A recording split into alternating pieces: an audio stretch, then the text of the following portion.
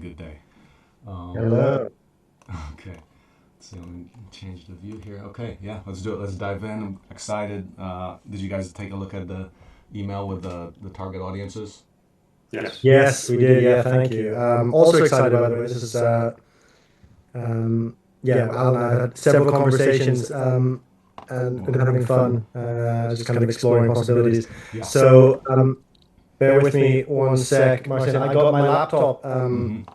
died yesterday. The battery just conked out, and it turns out Mac don't open source. Couldn't really, for whatever reason. But I I'm just pulling up. Yeah, there we go. Great. Everything's a little bit harder to find. Great. Okay, you doing well, Marcin? Yeah. Life. Yeah. Yeah, like for example, yesterday we had more of the local ladies visit. So, and back to some of the psychographic, I mentioned, I believe, so the Mormon people called Church of Latter-day Saints. So it turns out that we're actually less than an hour away from their spiritual center. Like they have this place where God's going to come again, and and so there happens to be a lot of that population in the area, and we're actually getting connected to it. I mean, the interest in that community is extreme. I mean, coming from the perspective of there shall be no poor among us. I mean, and a lot of the discussions are regarding the abundance aspects, zero marginal cost society aspects.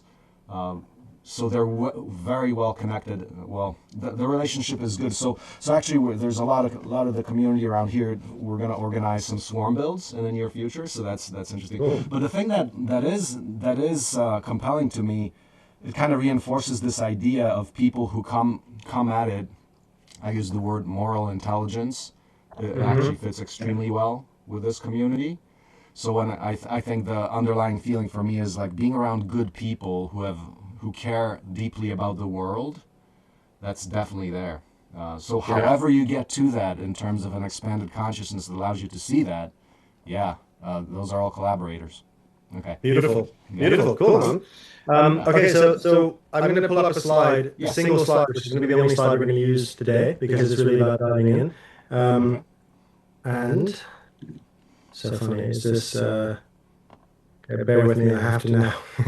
I have to Zoom permissions because this has not been done yet on this new laptop. Bear with me 1 second. Alistair, do you have any quick seminal books to recommend regarding brand marketing and finding your target audience? No, I don't have a lot of respect for books on branding, generally speaking. Mm-hmm. Yeah. Let me have a think, and then I'll see if there's anything I can get back to you on that with. Just a lot of the time, books from within the realm of branding aren't very good. Donald Miller, Storm Brand. Donald Miller. I'm trying to remember who Ryan he is. Levesque, Ask Me. I'm asking these questions, so that's why I wrote some notes. Actually, the LDS people from yesterday mentioned that one lady there is really good at YouTube stuff, YouTube micro content. So Luke Sullivan. These names. Donald Miller could be good. I've read another of his books, which was actually a religious book rather than on branding. He's made a sort of sidestep. Luke Sullivan is a very good is an ad man who thinks kind of in polarity form. So he's good. I don't know if he's done anything specifically on a target audience. Yeah. Who else? I'll see if I've got some books on my shelf. I'll see if there's anything there. But, glad to look at any background reading. Yeah. Often they're disappointing design books. So okay, that's the sad thing to say. All right. Yeah, I found the same. So Al, because my system settings would require me to reset Zoom, would you be able to share that slide? Sure. I just made you a co-host. I've got it in JPEG form. Let me see if I can get it. It should work if you put it up. If you have a Mac, you can do it in preview, and you can share a preview. Okay, let me do that. It should be fine. Preview. No, so I can do Photoshop. Give me a moment. No worries. Yesterday, I played with ChatGPT. Generate me a thumbnail for this content from this wiki or from my work doc in Google Slides. It's interesting because if I think about the mashup concept, if we have one screen which shows links to all our a lot of our content. Another discussion, but it was interesting. It generated an interesting graphic. It was cool. Yeah. I don't know if you guys ever used it. So basically, you tell AI, "Hey, draw me a thumbnail that I can put a hyperlink to if I'm putting this on a wiki as a mashup, so I could actually get to that content." So instead of like just a link, it actually gives you creative graphics, modified graphics that were on that particular slide. That's cool. Yeah, Interesting. yeah. Interesting. There's a book called The AI Mirror by Shannon Valor, which is good. But her argument is that AI is like a conservative oracle in the sense that it can only look backwards at what's been before, so it can't Yeah. do true novelty. But it's very good at sorting and like basically Yeah. like finding similar things that are similar. Um, okay, so the slide is up. We can all see that, yeah. So. Yep. And this is what I want to achieve today, right? And come out of it so that we go before we even get to audiences.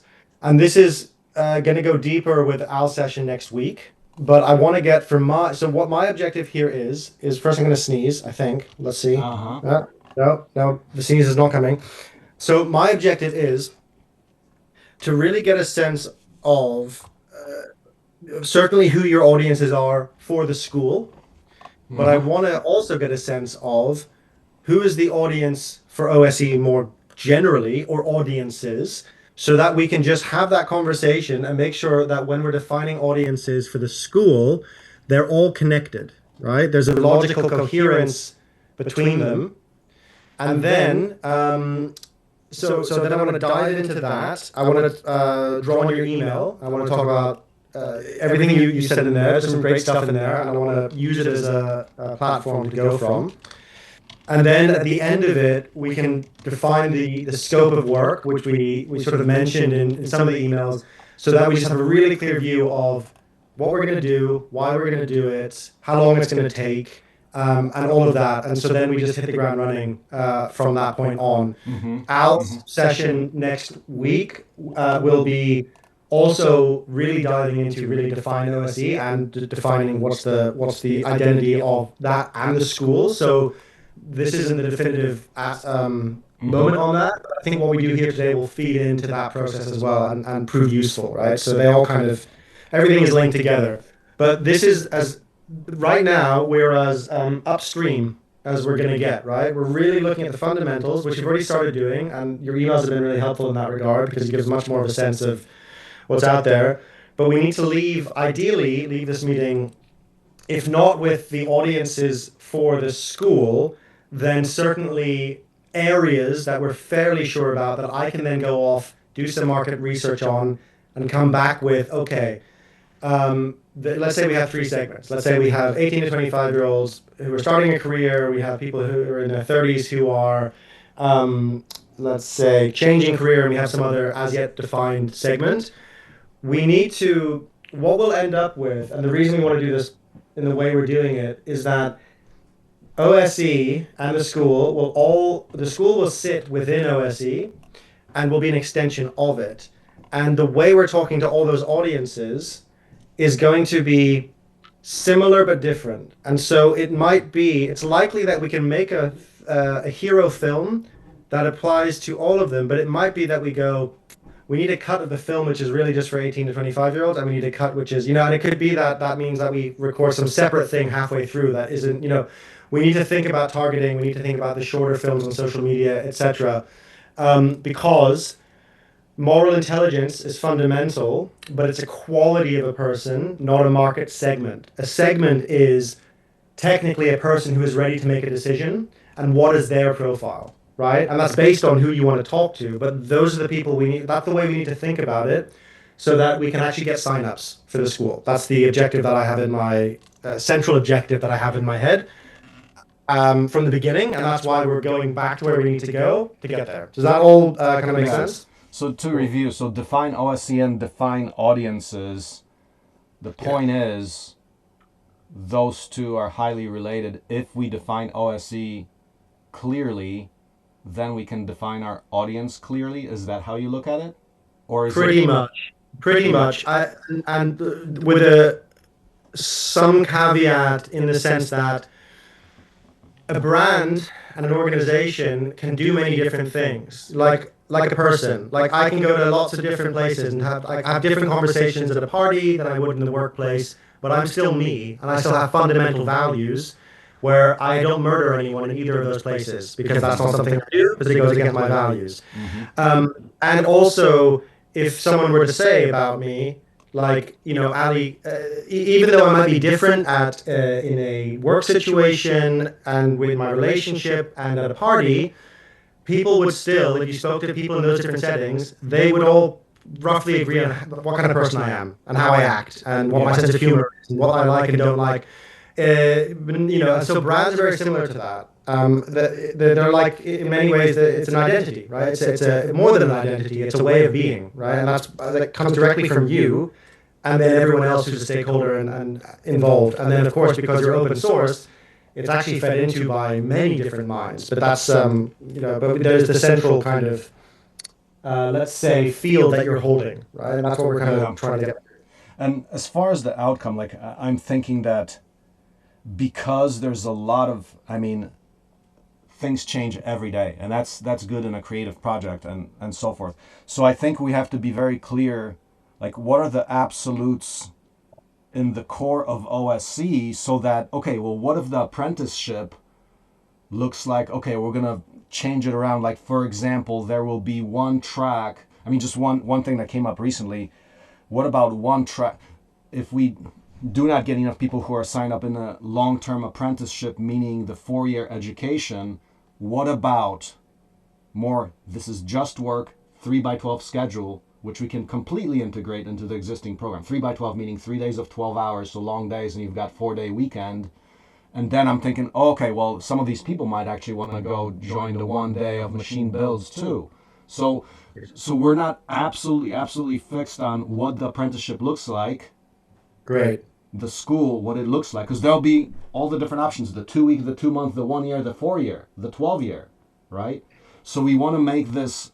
So I'm just struggling with what exactly do we produce right now that we can use in a most wide context for all these audiences, including other innovation. Like, if we start a program that starts feeding elementary school kids into this, how does this also relate? So do you see my point, that how do we have to kind of I totally agree. Yeah, and the thing is, I have a good example of an organization I work with on a strategic level. And also I do one-to-one sessions with all of their employees on a more kind of counseling, personal development level. So it's really interesting because I know the business like really almost too well. But it's a really lovely place and they're lovely people. But they're a startup. The founder created a £1 billion hotel brand, very successful, left that because he felt constricted, and now he's doing a new thing.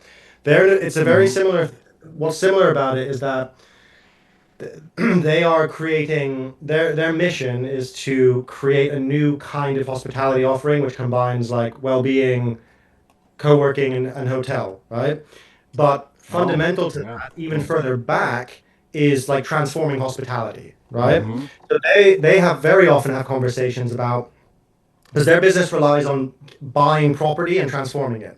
So it's quite all over the place at the beginning before you get your first property, and the big conversations are like, okay, we said we're going to do London, but now the CEO is talking about we might start out in Barcelona, and it's like, yeah, because that's what it's like in an organization that's fast moving. But why you can do it, what you need is what you've kind of just named.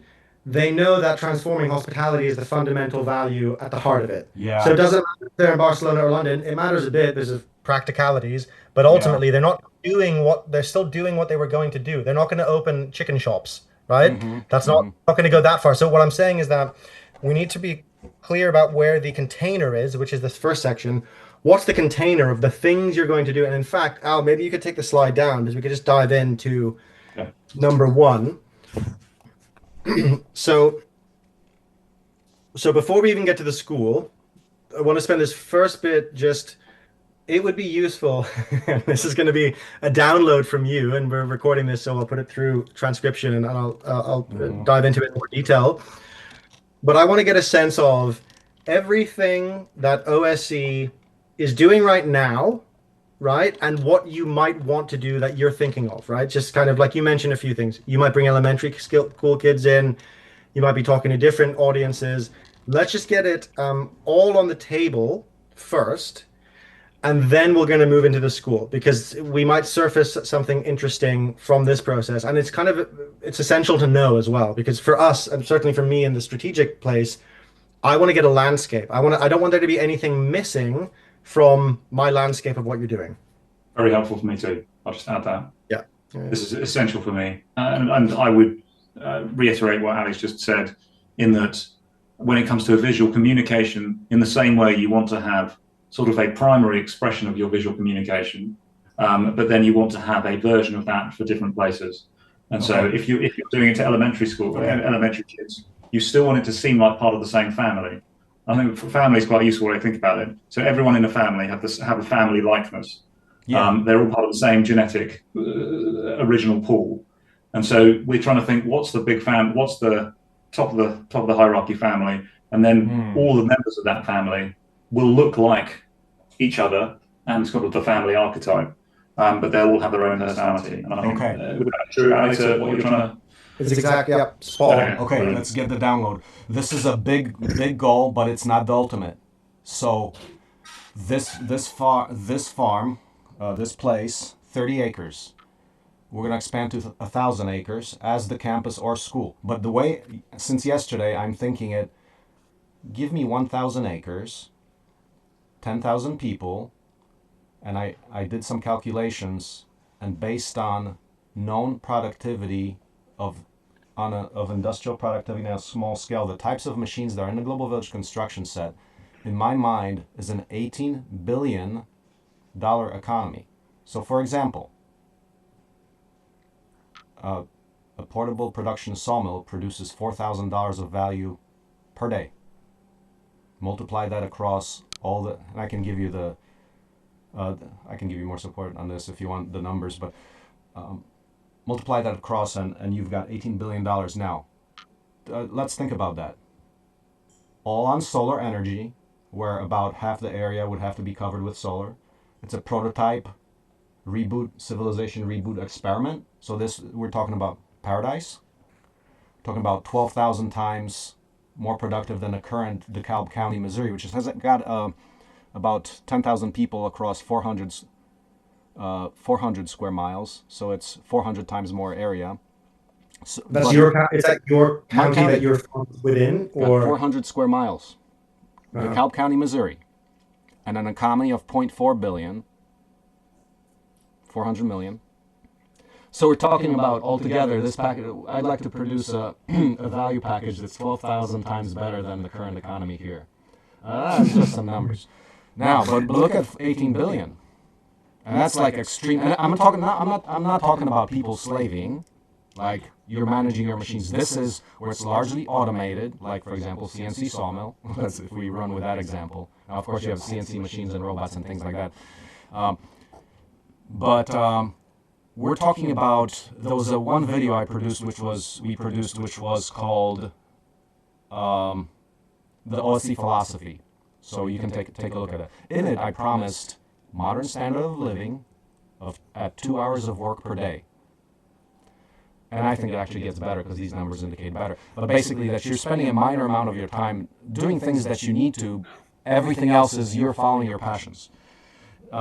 So there's initial evidence in our work that industrial productivity on a small scale leads to this $18 billion package. And I'm getting quite clear about exactly how that is done. So it's a huge, complex thinking project. You're building a productive economy. You're building governance, economics, nature, everything. Infrastructures, roads, spaceships eventually at the $18 billion level.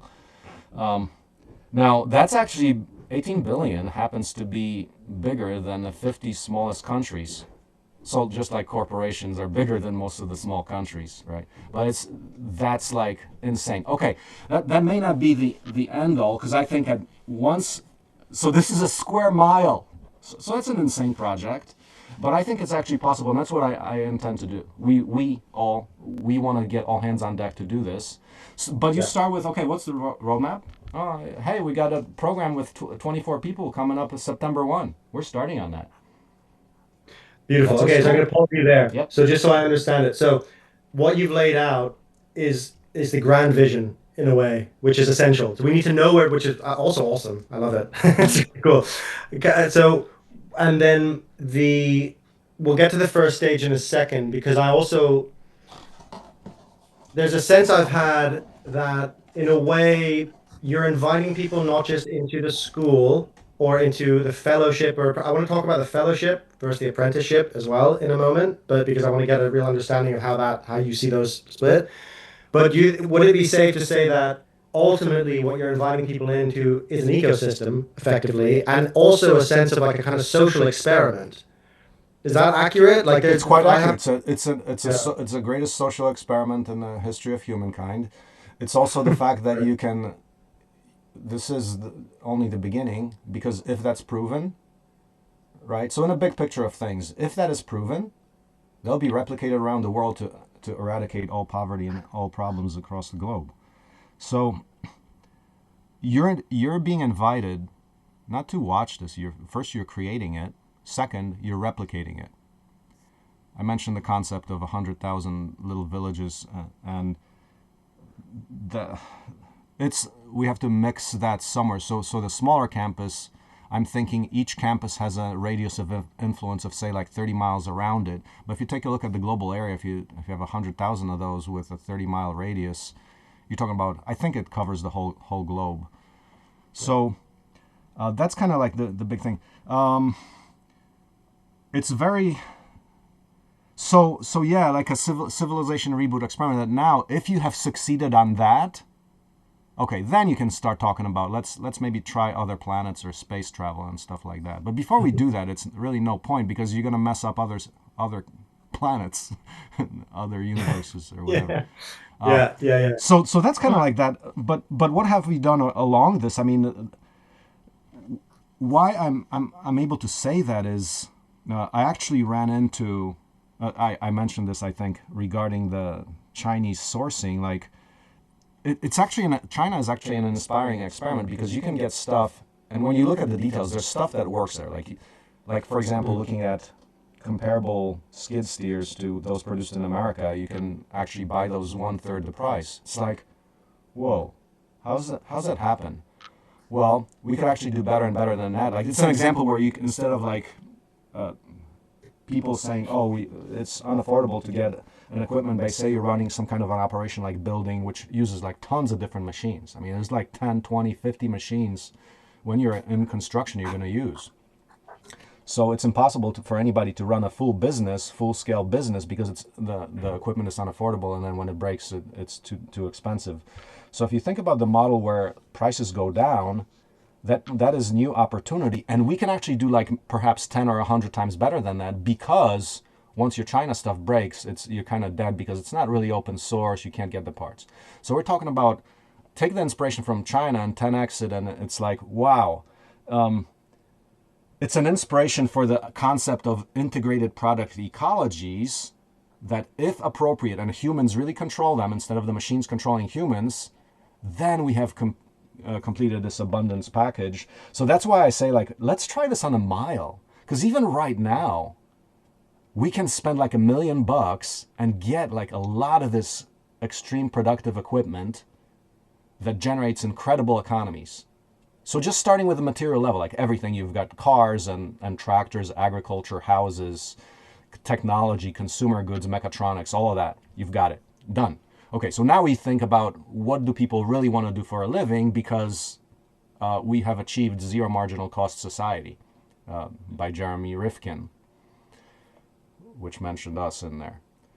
This is a tangible example of the universal basic assets as I see the next economy, where if people collaborate truly, openly, then you have I would believe you have a zero marginal cost society where abundance, I mean, access to opportunity, access to enterprise, access to just wealth and prosperity is there. That means education now becomes open. Like I think I mentioned that even in grad school, I could not talk openly to other groups. Well, there's this huge bummer in society, and people don't notice this. It's the proprietary nature where you can't learn anything. Like in college, you're not going to learn, or in grad school or in engineering, you're not going to learn any commercially significant product. You're going to learn principles, but you'll find out, just as we found out developing the Global Village construction set, I thought there would be like more info that's open, but anything that actually works, that is really good, is proprietary. And then you have the appropriate technology movement, which in fact, in my opinion now, it proposes inferior, not working technology on poor people. And it keeps the system the way it is. So the appropriate technology movement has been corrupted to this incredible level. And now if you talk about open, collaborative, open source, appropriate technology, that's the thing. Nobody has even touched that. Like the whole appropriate technology movement, like in it, like there's a lot of, I don't know if you know that a lot of like aid organizations work with proprietary technology. And if you try to get it from there, like, no, you can't do that. I've tried. Can you believe May I that? ask what appropriate? Appropriate technology, like for example, people are building in Africa, they're using Sinvarams or whatever, using some technology, irrigation, and their pump is proprietary, you know? Well, what have you just done? You have just created dependence and absolute failure points, right? Just What does appropriate mean in that context? well, appropriate in the broad sense. Sounds inappropriate. You know, like appropriate technology movement, the '60s Whole Earth Catalog. Okay. Appropriate technology movement is aid to bring everybody up. That's the general name that started kind of like in the '60s, right? It ended up in the same people who founded that, namely like Stuart Brand, Whole Earth Catalog. Those are the people behind Silicon Valley. So now Silicon Valley is still pursuing the same dream of appropriate technology, but nobody's attaining it. Everyone's saying, oh yeah, now we're going to get superhumans and AI, and we're going to solve all the problems. No, we're not. We got to... interesting. Yesterday, a comment came. We started working on building houses, and machines. Then we moved into building enterprise, which we've done over the last 2 years. Now we're going to focus on building humans, building people. Sorry, pause there. I just need to scroll this down. Yeah. Say it again. We started building machines and homes. You know, I moved onto this land. It was 30 acres of raw land, a soybean field. I needed a house. So two of us built over 30 days. We built an earth bag hut, which was back-breaking work and was like a tiny 15-foot diameter structure. Put a stove in there and some internet and attempted to save the world. Did get me to the world stage, but didn't. That informed the idea of, hey, how about some machines to help this, like compressed earth block, or a tractor to help me do that, and all of that. So all that exploration is firsthand. So you know, I've got that fire under my pants because you know, it was need based, right? And that's how we have to structure this apprenticeship too. It's like if you have problems that you're solving, like if you're building your own housing too, well, you have to care about it, right? You will care about it. Okay, but let's talk about. One sec before we get onto that. I want to just get a sense of where does your fund, because you're a 501c, right? Yeah. So what do we do? Yeah. What do we so do? How do you want to fund the wider vision? Yeah. So how does funding come from now, and then where do you go next? Great question. Let's look at the evolution. The evolution was I left grad school with $30K in savings. That was enough to buy a Chevy Suburban running on vegetable oil, 200 chickens, and and start this farm thing. No, I actually got a loan from my bro for my part of the farm, and then like within a year I was broke. The tractor broke, and I was broke. Started crowdfunding. Revelation. Was one of the first people to really get into when all that stuff came out. Crowdfunding, I blogged and vlogged like mad, and people started chipping and contributing from all over the world. And we had a shoestring budget for a long time, then got some foundation funding. Right now the model is absolutely, no, that does not work. That is painful and gruesome. Leads to social conflict as you decide between getting some steel for the next tractor or a warm shower, which I love, but I mean, that's perhaps why we didn't grow as fast as we could. But the real deal was always, okay, we're developing stuff, but economic productivity and economic value has to come out the other end. But we always kept on experimenting new stuff because it was so exciting and living very simply. But that's not sustainable. You can't really build this up.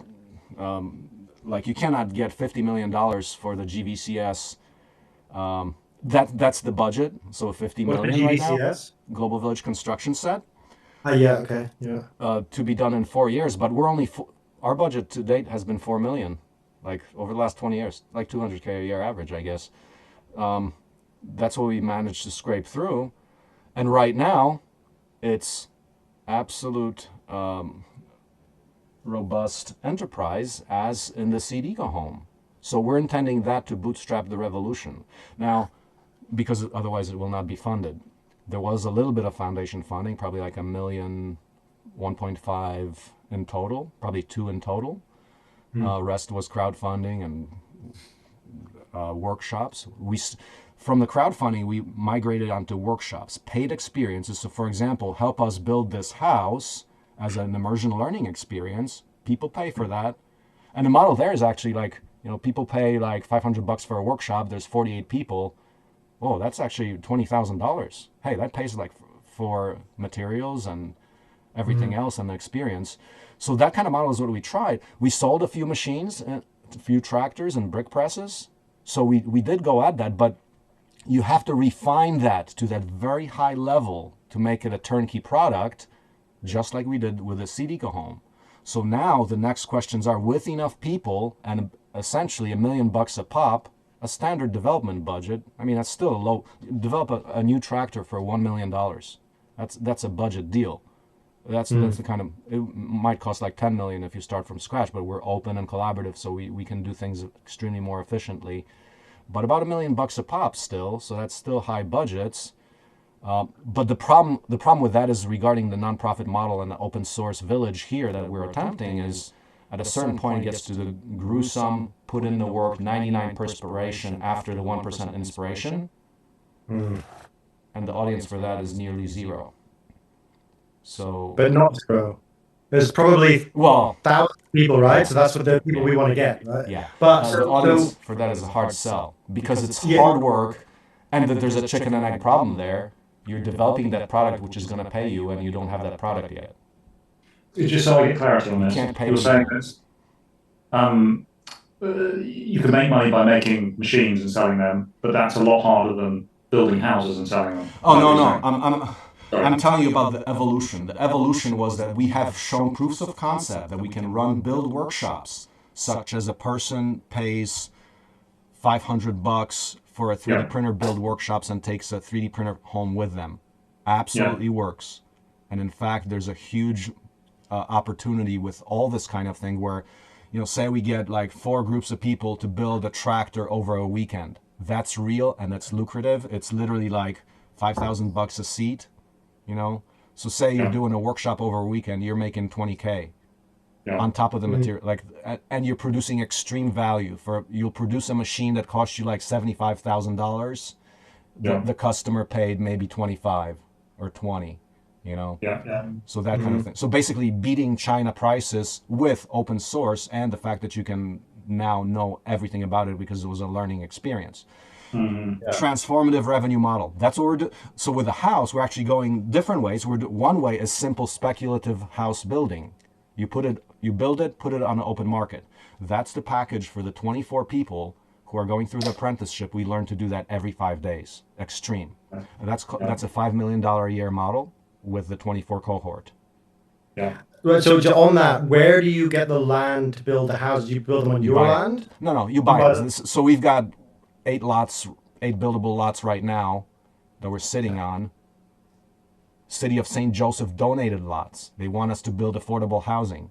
So we're going to do some affordable house builds just like Habitat for Humanity does.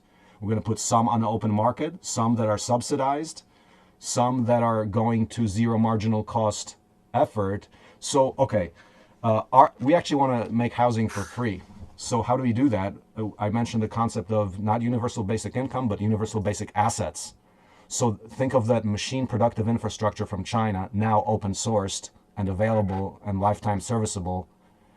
If you have that could be a common good that you can build. For example, if we build our facility here, we can rent that equipment or train people to use that equipment.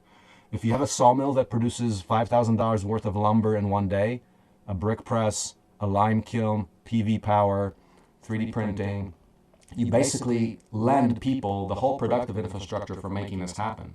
So you're building, making your own materials. Yeah, the message of being able to do it cheaper than China is so powerful because it speaks to like Heartland America, and it unites conservatives and liberals. Sense that old timey, like, this is common refrain, which is true. It's like, back in the day, people fix things.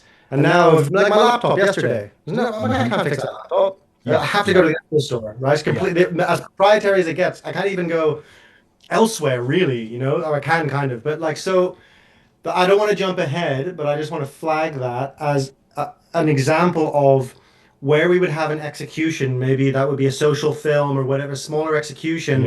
Yeah. Target a specific audience, and we go, this is from the OSE value system. Yep. It's no contradiction, but it's specifically for them. And we go like, back in the, this isn't the film B, but you'd have like back in the day, you could fix things, and then like we're getting our asses kicked by China, but actually this is it's patriotic, right? You can do that spin. You can also have other spins. Yeah, it's a powerful message. Yeah. And that's go ahead. Sorry, I was just going to say, is patriotism something you believe in? Yeah, that's a good question. It might not be appropriate. I don't care. Yeah, I care about a world for everybody. Be patriotic or not, just be a good person. I mean, I'm not too attached to that word. I'm attached to the word open source. I want an open source civilization. I'm pissed that everybody who thinks we have an open... No, like companies right now... Well, companies are missing a vision that could... Like any company right now, like Apple, they have $50 billion. So $50 million for the Global Village construction set within 4 years. But I've done some rough calculations that indicate $50 billion to open source all of civilization, meaning microchips and spaceships up to that. And how do you do that? I basically let me just tell you about this real quick. Take the value of patents over the last 19 years, the amount of corporate R&D that happened over the last 19 years. That's 50 billion across all industries. Now, because all that information in 19 years becomes open and available, that's effectively the amount of economically productive knowledge in all of civilization. And if you sum up the R&D budgets of all corporations, it's about 50 billion over 19 years. So that's how I come up with a figure. So I think for 50 billion, we can open source the entire civilization. Mm-hmm. Now that's within 12, that's the numbers on that are 12 years. Consistent with our PhD program. So massively replicate people who go through 12 years, so thousands of people, and they're working on this full time. And maybe enough to like 10,000 people doing that full time might be enough. Even I haven't checked. This is a separate point, but I also think it's interesting to look at that cohort and the people who are going to be the people who spread this. There's something of the bonding and the community and the collaboration, which will happen naturally just through building together and being together and living together. Exactly. And there's probably a really important role for want of a better word, secular ritual, the way of actually kind of like, okay, but without getting like culty about it, that it's like, hey, we believe in this, but it's also, there's something protective about the open source aspect where it's like, but no one grabs the one ring. It's just like, hey, go off and open source this for yourself. Maybe someone wants to go to Hawaii and do it in a slightly different way, but is that the energy? It's like let's say imagine 4 years down the line. And you can talk about like the amount of, I mean, you can call it anything from, this is just a better alternative to college, or, a radical social experiment. But I think a lot of people will not be opposed to getting their own open source private jet. Yeah, that's true. But this is interesting. Okay, so I want to dive into, yes, we can call it, you can say, hey, this is better than college. You can say this is going to transform the world as we know it. Mm-hmm. We have to find what OSE wants to say, because we can't say, in a way, no, I would argue that we have to find, there could be a broad tent, right? But you can't be everything. So in a way, it's like, I want to drill down into what do you want to really say to everyone, right? Because is it loose? Like how loose, like let's say, better than college is a very loose, non-committal, true and great, and like, hey, we're just providing almost a place to come and skills to learn. And in that case, the brand is almost like kind of not having a strong. This is not a wrong or right. Just it has a different role. But if we, sorry, Al, go on. Yeah. No, no, I don't. I want to. I don't want to cut in on you. So you Yeah. continue. So the last bit of that is so there's a spectrum here, polarity, right? On the one side, it's like I'm trying to think of a brand equivalent. Maybe it won't come up for you, Al, but it's like it's almost okay. It's like Alphabet. That holds Google, right? The holding company. Alphabet doesn't like no one really thinks about Alphabet. It's a brand, but it's a kind of holding brand that kind of holds other things inside of it. Or there's OSE as like, guys, get on the spaceship because we're gonna fucking change the world. It's a very different energy, right? And so I want to know where you want to go on that spectrum. OSE, So a what was holding the company for context behind abundance. Say that again. OSE, a holding company for abundance. Love it. I was going to take another angle on what you're saying, Ali, being what is OSE not? Yes, great question. Oh, Yeah. what is OSE not? Because you're trying to do many things. What are you very happy not to do, or intend not to do, or not to be? Is that a good? Man, that's a hard one because, okay, if you're trying to redesign or open source civilization, like what are you not doing? No, I mean seriously. But I'm saying, like, back to the original question, what do you want it to be? I mean, I don't know because it's everything. That's why I'm having a problem. That's why I hired you. This guys. is why we need to narrow it down. Yeah, Now, yeah. I think it can be you can hold that very expansive and important, I think, vision of the everything open nature of it. Yeah. But it has to Yeah. narrow Yeah. enough that people understand what it is. Yeah. I mean, the first thing that comes to mind is in the 4 years we're going to teach you an abundance mindset, right? So basically Okay. to operate on a different level where you're sharing, like reinvent, like sharing, like God said to share, right? Whatever. That's a very, I think everyone agrees to that in principle, right? But nobody executes on that, or very few people authentically execute on that promise. So, I mean, I don't know. I'm lost. Give me some questions. Well, the few things that come up for me are you are building things, right? You could be a university, which is purely theoretical. You could be an open source organization that's just like a bunch of philosophers sitting around talking about different ways you could open source. One thing that you're doing is you are building, and there's something in building and constructing and making things real in the world. Maybe this. We're not a builder. We're not a think tank. We're not a university. We're not an environmentalist organization. We're all of them. So this is complex systems thinking. Yeah. This is convergent research. Yes, and that, but also Paradox enabling resolutions. constraint. Yeah. Yeah. So then also in I like the notion in systems theories of enabling constraints, right? There are constraints that allow you to do what you want to do, and you intentionally constrain. So it's like, and this I think because you have a very genuinely open and collaborative mindset, it might be a challenge to constrain. But what I would say is that you don't have to constrain the big vision. Just think of the next 5 years for now. Yeah. And like, for the next 5 years, what are you not going to do? Because I mean, the first thing that if you tell me not, I mean, it would be like don't get people who don't have a more expansive mindset or like the abundance thought process. Like we're trying. Oh yeah, so I mean, we do definitely talk about eradicating artificial scarcity. I mean. But beyond that, then we also constrain ourselves to a very tight set of design principles. We embody that in, it's called OSE specifications, but everything about open source, collaborative, integrated, holistic, all of that. But it's actually very tight in terms of how you design things. If you're going to design things for a multi-purpose construction set, lifetime design, human serviceable, and all that, like all the properties that we do, open, collaborative, modular, it's a very tight set of constraints, and it results in certain specific things. I mean, but they can have skins. Like, for example, if we build a skid steer, we can put a skin like a car, right? We'll have a skin that will look like a car. You want a skin for aerodynamics, but underneath it, you might have systems that look different in their modularity, and it's like totally like a Rector set almost underneath, or Legos underneath, but on the surface it can look the same. I don't know if that gives any insight.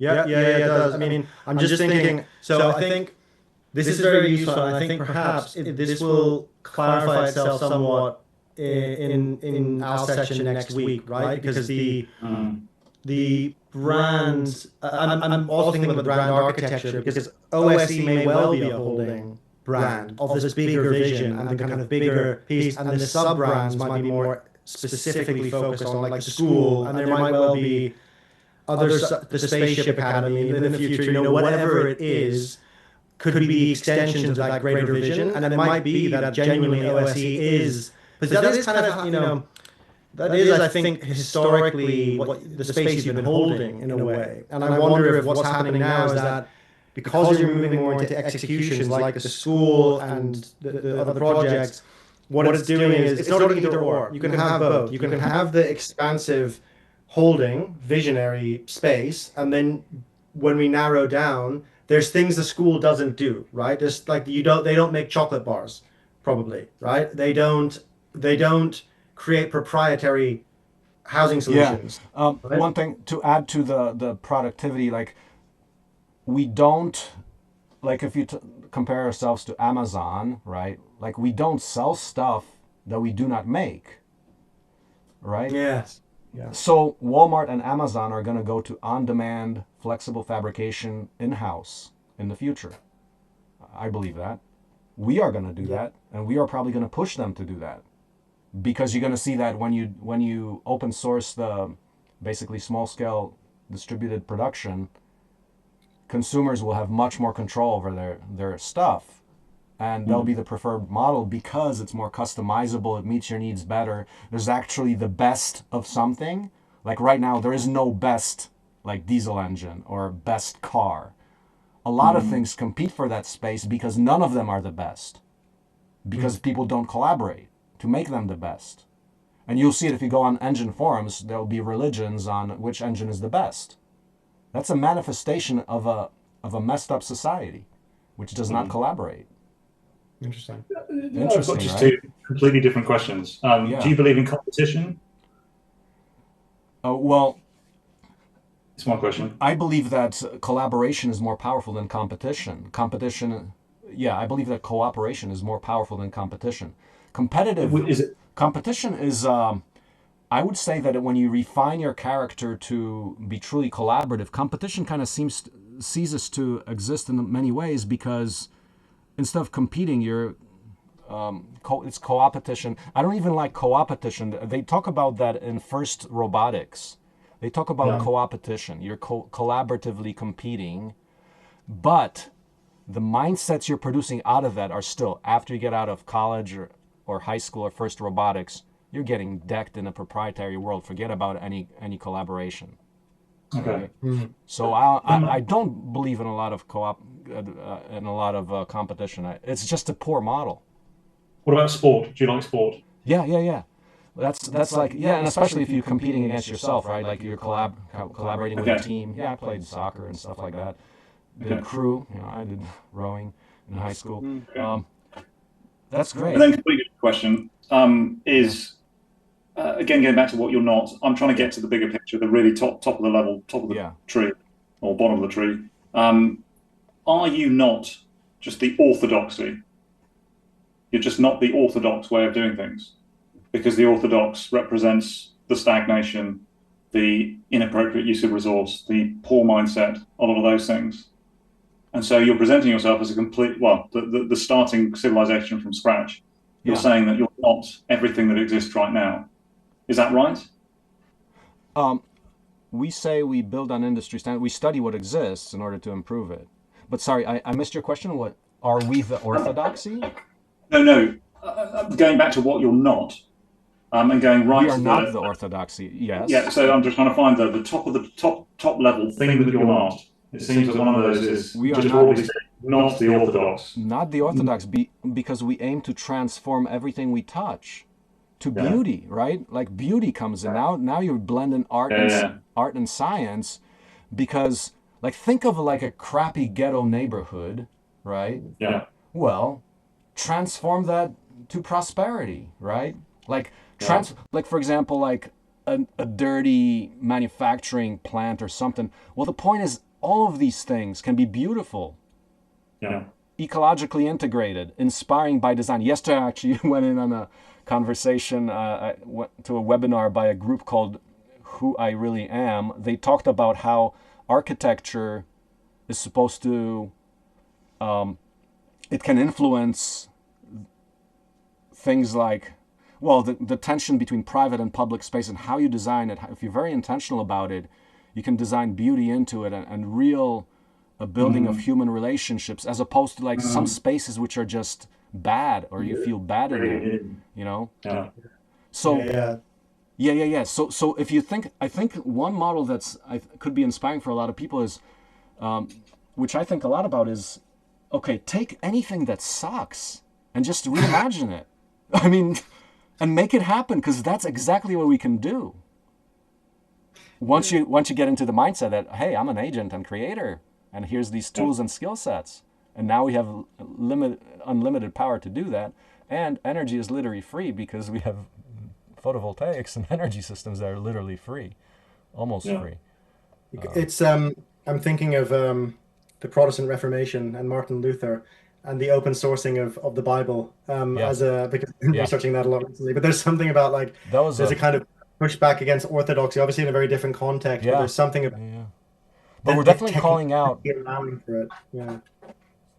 Yeah, we're definitely calling out for a big event like inventing of the printing press.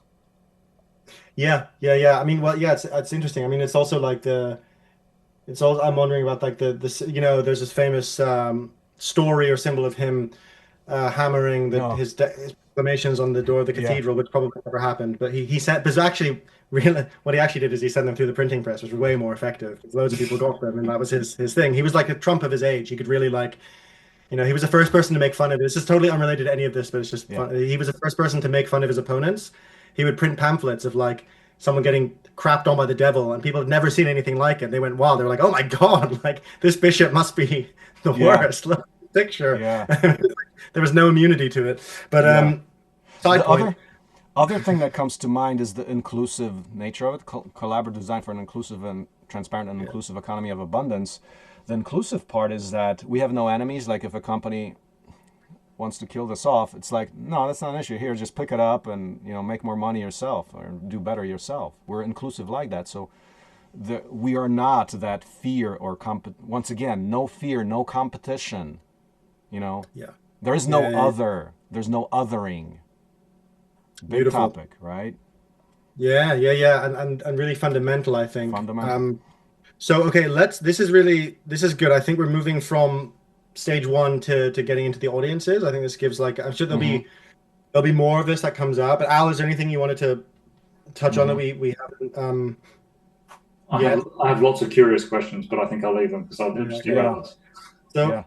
And just to summarize, just the flow of the organization, it was basically from getting onto raw land, discovering that like I don't have any tools or know-how. Like college did not give me any know-how.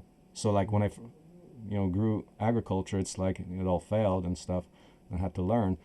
So then we started talking about tools, techniques, open know-how, and still finding out through all these processes that everything is very limited in terms of access, right? So we started open sourcing things, machines, brick presses, tractors. We started running workshops. So we started with crowdfunding. We got into productive workshops as the revenue model. And now we're talking about highly efficient production as the bootstrapping revenue model for the revolution. That's where we're at. And now education as a so the other thing about integration is because you talk about integrated skill sets where we do a lot of things from design to build to engineering to beauty to everything, to like that's a very diverse skill set, enterprise and all of that. Why we're starting a school, because those skill sets do not exist right? The integrated skills. So we're like, we've got the greatest talent problem, you know, and we're addressing it by starting a school. Yes, yes. Because in a sense, like this is the opposite to the orthodoxy. It's a completely different way of doing things. It's collaborative. It's not extractive, and people don't have the skills yet to do that, or they have the potential perhaps, but the skills to do that is that part of the school. It's like in a way, it's like that as well, right? Building people, let's say. Oh yeah, that's where we ended up, from building machines to building enterprises to building people.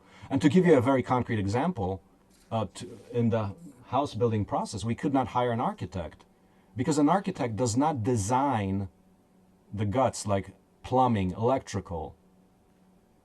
So the tradespeople figure it out on their own and cuss at the architect for putting things in the wrong place and things like that. Right, and they all cuss at each other because they all interfere with each other because there is no design. The architect does not design houses; they design a concept. Typically, there are some good, really good architects that do it all, but good luck finding one. Yeah. So that's why we have to train that talent. Just the architect who actually knows intimately about plumbing or electrical, so they can actually draw that into your, not just like diagrams, oh yeah, connect from here to there. No, actual technical. This is exactly how your wire goes. And that's a night and day difference in terms of buildability. And that's what we're capitalizing on. We're just making things simpler, more efficient, and that's called integrated design. We're just doing integrated design. Design right now is completely integrated. And the concept of product ecologies is very rare. Like circular economy, like a company builds a car, they don't care like about recycling of it or making the materials for it, they outsource it to other companies, but the integrated ecologies are very important in an industrial system. They will transform it to whole ecological integrity. So there's no waste in a system like that. So integrated design, integrated education, integrated people, integrated enterprise, all of that. Okay, so I love that. That's kind of very it's an expression, I think, that's inevitable from complexity thinking, because everything is implied by everything else. And it's like, it's part of the reason, like, Al and I are both sitting in on each other's sessions, because like they're not separate. Everything is feeding into everything else. And Perry, who's doing the social media, he's going to watch this and then he'll loop in later in the, so this is like, it's the better way of doing things. So, I want to move into starting to clarify the audience for the school, because we're now moving down a level of specificity.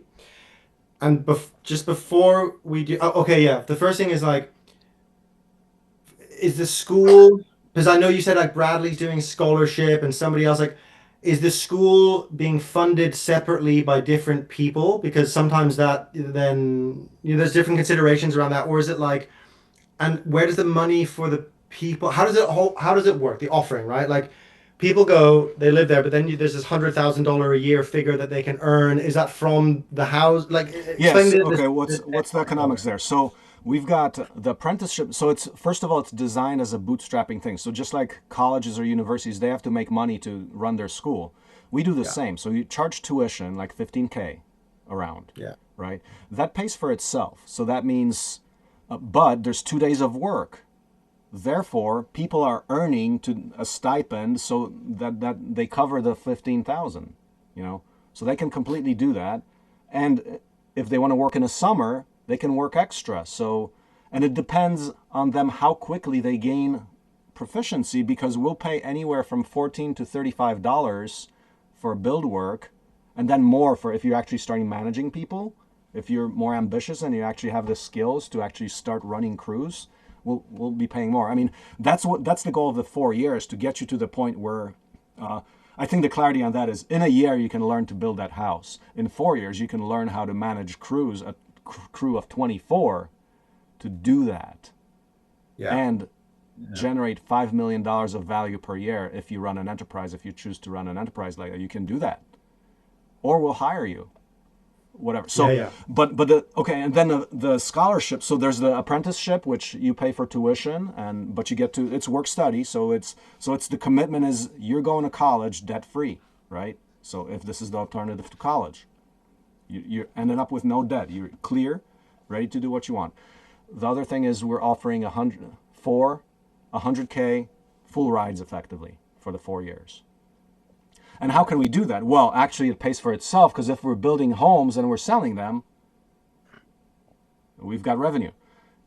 So the way it works right now, within a year, based on the time it builds to build a house with 24 people, we're producing 6 homes per year. Yeah. First year. Yeah. First year. And then we build more as we get more efficient in that same time. So, but 6 homes is 600K net. So that makes sense. That makes sense to the economic model. Why the 100K, not 60K? 15K times 4. Yeah, 15K times 4 is 60K. Oh, it's actually better. So it's 25. It's actually better. So it's So they get a little bit. You get a little more. So yeah, tuition only. But think about it, you got other expenses like your food. Yeah, you got that makes sense. That makes sense. Housing, Okay. we are providing actually. So that's the. So your expenses here are low. I mean, we do the housing thing because you're going to build more housing as you go. We'll be building the environment here so you can get a better house. Initially, it might be very simple, like a studio, a very tiny thing. Might be a shared, maybe like each studio has 2 people in it. But as you go, you probably build more or whatever. Yeah. It's this is also me jumping ahead a little bit into execution, but do you know the woofing movement? Sure. So there's something of like getting in touch with them when we have stuff, and because that's a really core audience, right? For this, why would you woof? Why would you go and work picking fruit if you could learn how to build a house? If you have that energy and that mindset, Sure. like what? It's like you don't learn that you can't become a fruit picking manager, and well, I guess maybe in some, but that's vague. Like probably you wouldn't. But this is a much more interesting offering for someone who. Now, by the way, as we go along, because we started with agriculture, we're going to provide our own food here as well. Like we've done everything from goats to cows and chickens and fish. So we've done all of that. We've got an orchard and we're doing nut breeding experiments. We've done this, and we did aquaponics. So we're getting back to, okay, part of this package is we're going to get another track for the landscaping and aquaponic greenhouse aspect. We haven't touched aquaponic greenhouse, but we're going to add that to the house. So there's going to be an agriculture track. So for example, landscaping, like the full edible landscape, we're getting a load of fruits and vegetables and nuts and perennials for free right on your land. Or if you want to do like literally like high percentage of your diet greenhouse, where I mean the tilapia, man, you can do enough of that. If you can eat tilapia and salad greens for your diet, you can feed yourself 100%. We're not going to advertise that though. It'll scare them. No, but that's it. That is really cool. So do you have like is there like philanthropic funding to get the school off the ground and the house aspect? I mean, I'm telling you why I'm asked about the house aspect specifically in a moment, but like what's the wider ecosystem of like this? So the philanthropic funding has been 600K over the last 3 years. We got from Novo Foundation, which is one of Buffett's son's foundations. That's excellent. That helped. That saved us. Otherwise we'd have to get the money from somewhere. We didn't apply for it. We just came to us pretty much.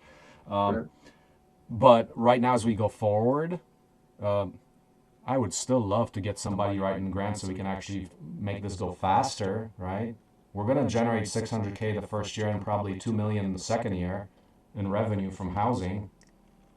And then, like, I hope this really grows. So 600K, 2 million, 5 million, 10 million. Like, ideally 6.6, 2, 10, 10.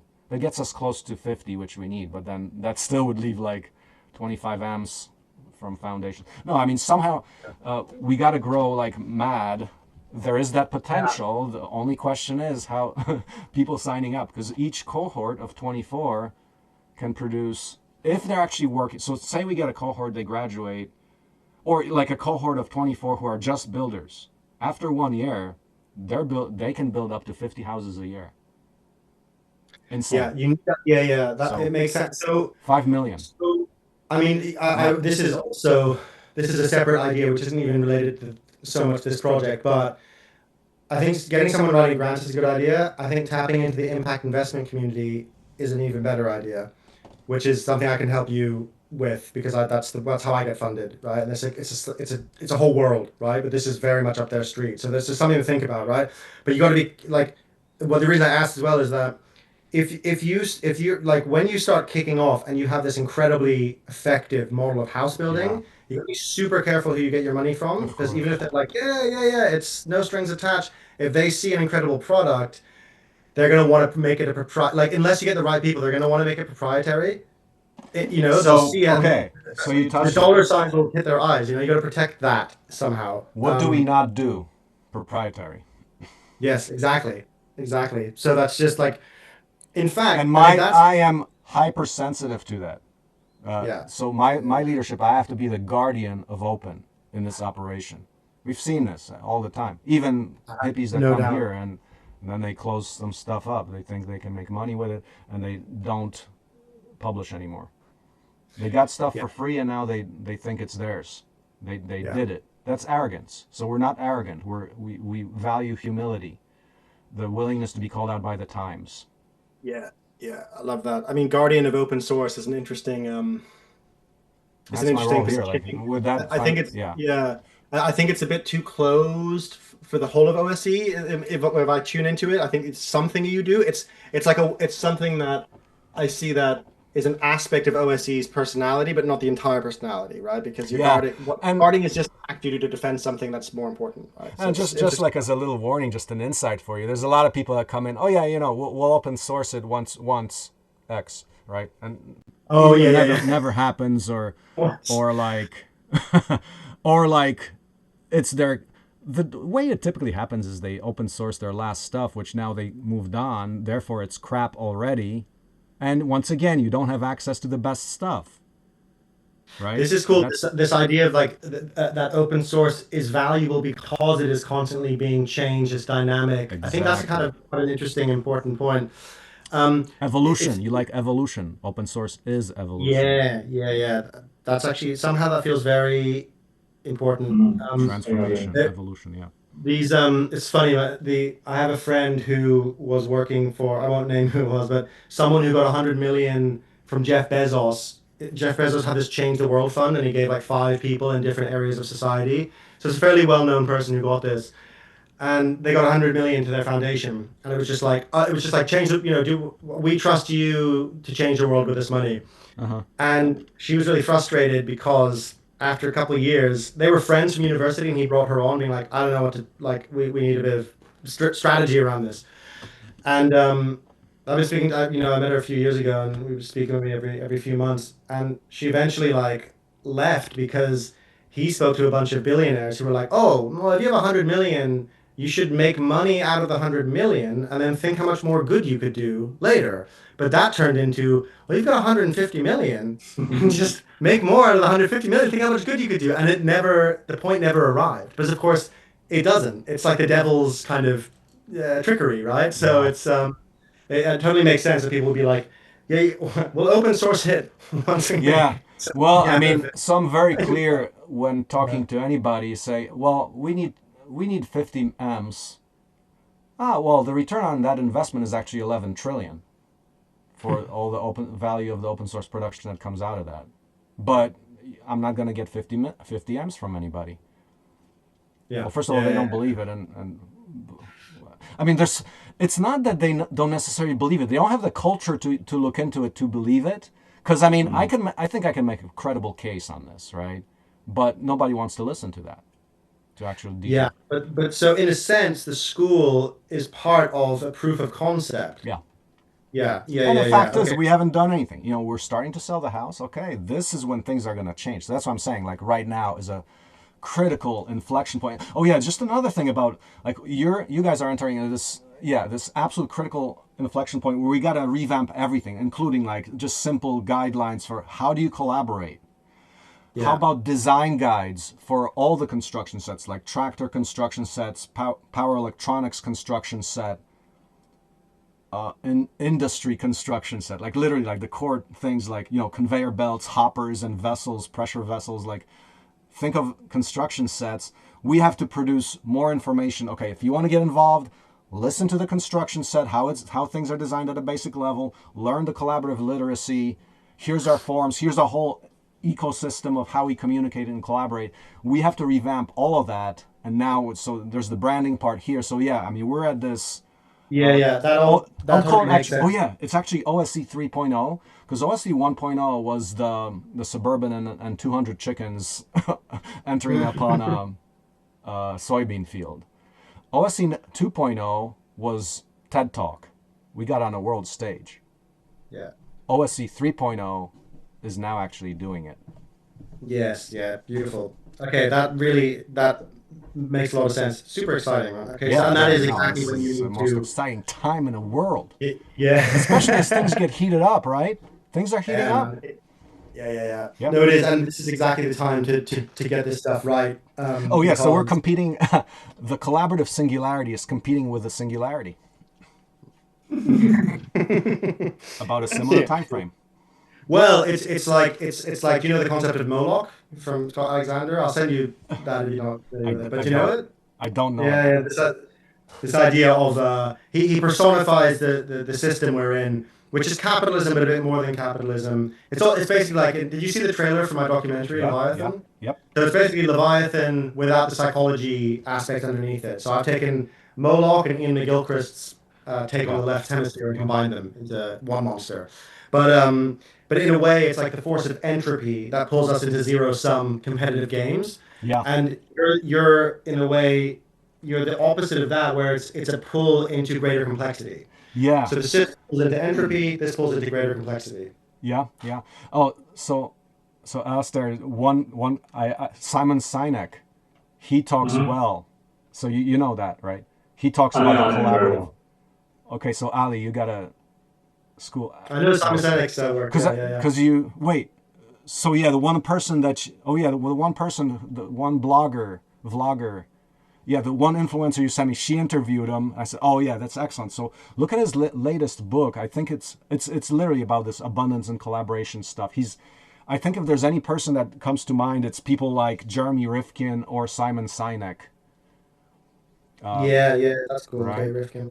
Well, just on him. This is a slight aside, but his first book that made him famous, Start With Why. Yeah, is a brilliant thing. It's not his idea, of course, but he articulated it really well.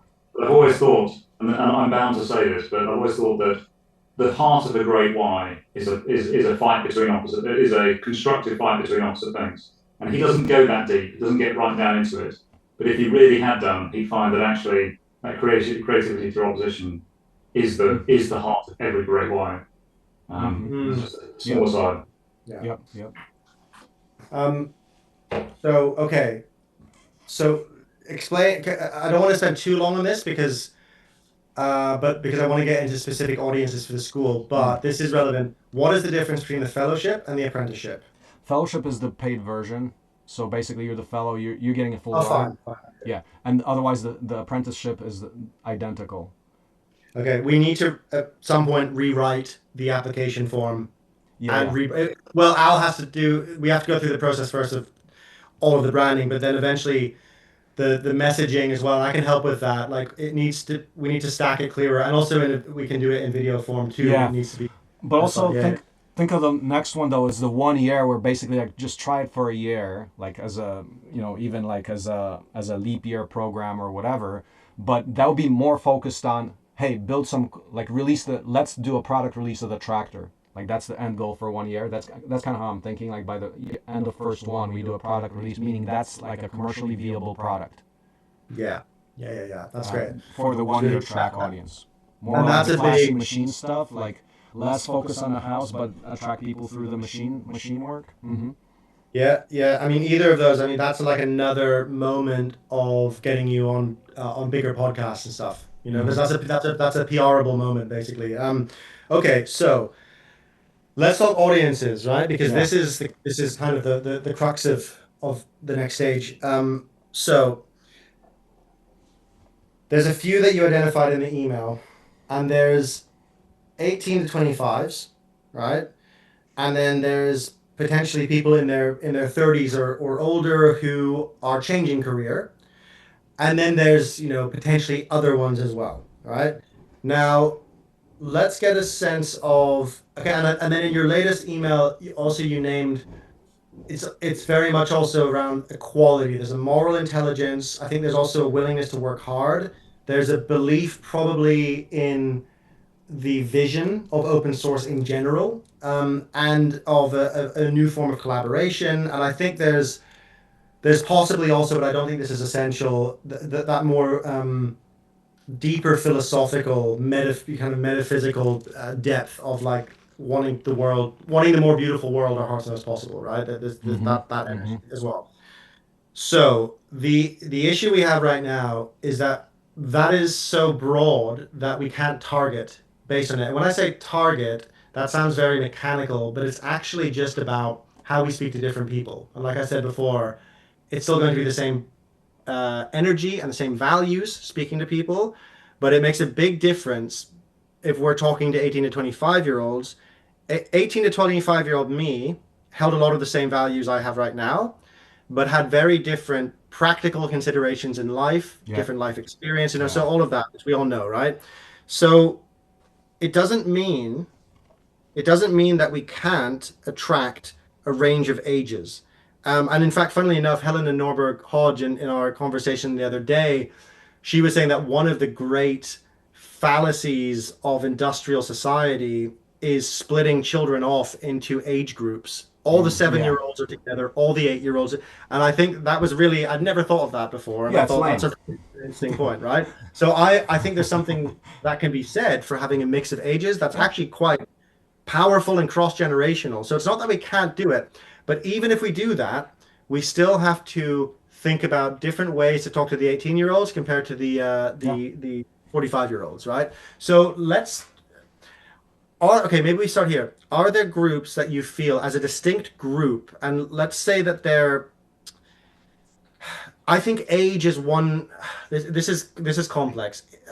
In one sense, age is one meta subset because it's so fundamental in our society and in human development that when you're starting a career, it's vastly different to changing a career. Like the stakes are different. You have a whole life ahead of you. Yeah, okay, you can change when you're 25 and it's not a big deal, but like if you make a decision when you're 35 or 45, like it gets narrower and narrower. So your desire for experimentation and your ability to goes down. You have dependence very often, so all of these are factors. So I want to keep age in the mix, right, as segments that are relevant. So let's just start with age, and then we can break it into wider categories. But like, let's talk about 1825. Like, what do you feel about that group in terms of them being an audience for the school? I feel great. Homeschoolers. That would be people leaving out of homeschool. They're like 18-year-olds. I mean, I don't have any age preference. I think about, as I mentioned, I think about psychographic, really, because anyone who's got the right mindset can do it. Now, I've seen people of all ages from 12 to, well, even like this one kid here from like 8 to as old as possible, 8 to 50, that, have the right mindset, they would work. There's a physical capacity aspect. It's if you're doing actually construction, but once again, it's the thing where learn how to do that. You only have to do it once or 6 or 20 times, and then you're managing, right? So even for older people, it'll be like, well, yeah, skip onto the factory floor, but that's in order to learn management, Well, what about someone who's got a lot of construction experience? They're 40 years old. Yeah, absolutely, but so far all the people I met like that are stuck on very specific ways of doing things. Yeah, that's what I'm sort of I had the same thought. I haven't met one who's super open yet. Okay, so then let's say as a thought experiment, you can only target one group. Yep. Who would you target? Homeschoolers. Okay. So these are like open-minded, heterodox, young people who want to start out at life. Okay. So is it safe to say that they're definitely an audience we want to be targeting? Definitely. Okay. I'd say. So I mentioned the other day, America's got 6% homeschoolers. Yeah. That makes about 200. It was like some crazy, like 400,000 people homeschoolers that are 18 years old today? That sounds like an answer. Potential answer. Yeah, that definitely does. Yeah, but what I also want to just make sure is we don't miss anything, because I do think, Oh, well. let's say 25 to 35-year-olds. Yeah. Let's just think, okay, we know what the capacities and qualities, right? There's a certain moral intelligence, there's a collaboration. What I want to figure out, I will do this work offline, is where are they? What is their kind of it's not mindset. I'm actually thinking of situation, right? So I want to figure out, like, from your mind, since you've interacted with so many people around these ideas, where have you come across the people you feel are like, these people get it, from that age group specifically, 25 to 35? I haven't. Or 45. Let's say for 25 to 45. Let's make a bigger group. But I don't know. Like, have I? Like, we're switching to a different audience. We had workshops before, but a lot of the people that came in were computer programmers. But I don't think. I would say a lot of.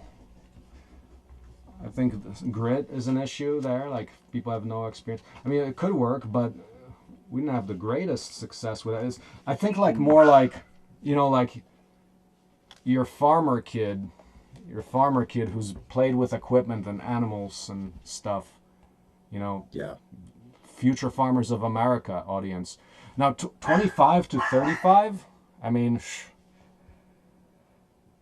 that. See, I'm drawing a blank. Like, I haven't done that research. That's why I'm finding man, I'm totally stuck. That's fine. I mean, we can do that. We can help with that and come back with. That's what I'd like to do. Is like come back with potential segments. I would like to get to kind of 3 to 5 segments who could be recruits for the school, right? I think one is for sure 18 to 25-year-olds, homeschooled and adjacent, I would say. Adjacent as in like people who decide to opt out of college, Exactly. Like the guy you mentioned from Walmart. He's a great profile. That's a really good example, right? It's that kind of smart. They've decided not to do the orthodoxy, but they're still intelligent and hungry for meaning and to work, right? So that's cool. We can create sub segments in the 1825. Probably I do like 3 or so, and we can do that research. Over the next few weeks, and concurrent with what Al's doing, because actually this is technically further down from what Al's doing, and they don't prevent. It doesn't prevent any kind of flow. So, but I also want to figure out these other segments, like, okay, so forgetting about age for a second, like, what communities used to really give you, okay, what kind of people crowdfunded you? That's an interesting place to look at. Like the eco elites, progressive eco elites. I mean, that's it. I mean, we're just talking to people who have a job, who are well off, who have enough energy to think about the environment and progressive issues. So liberals.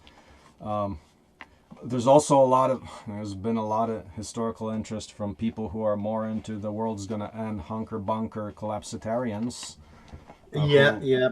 I mean, but see, the thing is, if we want people to develop stuff, a lot of this profile is users of technology, not necessarily developers. Now, of course, the open source community, like, there is an open source hardware community, like the hackers and programmers.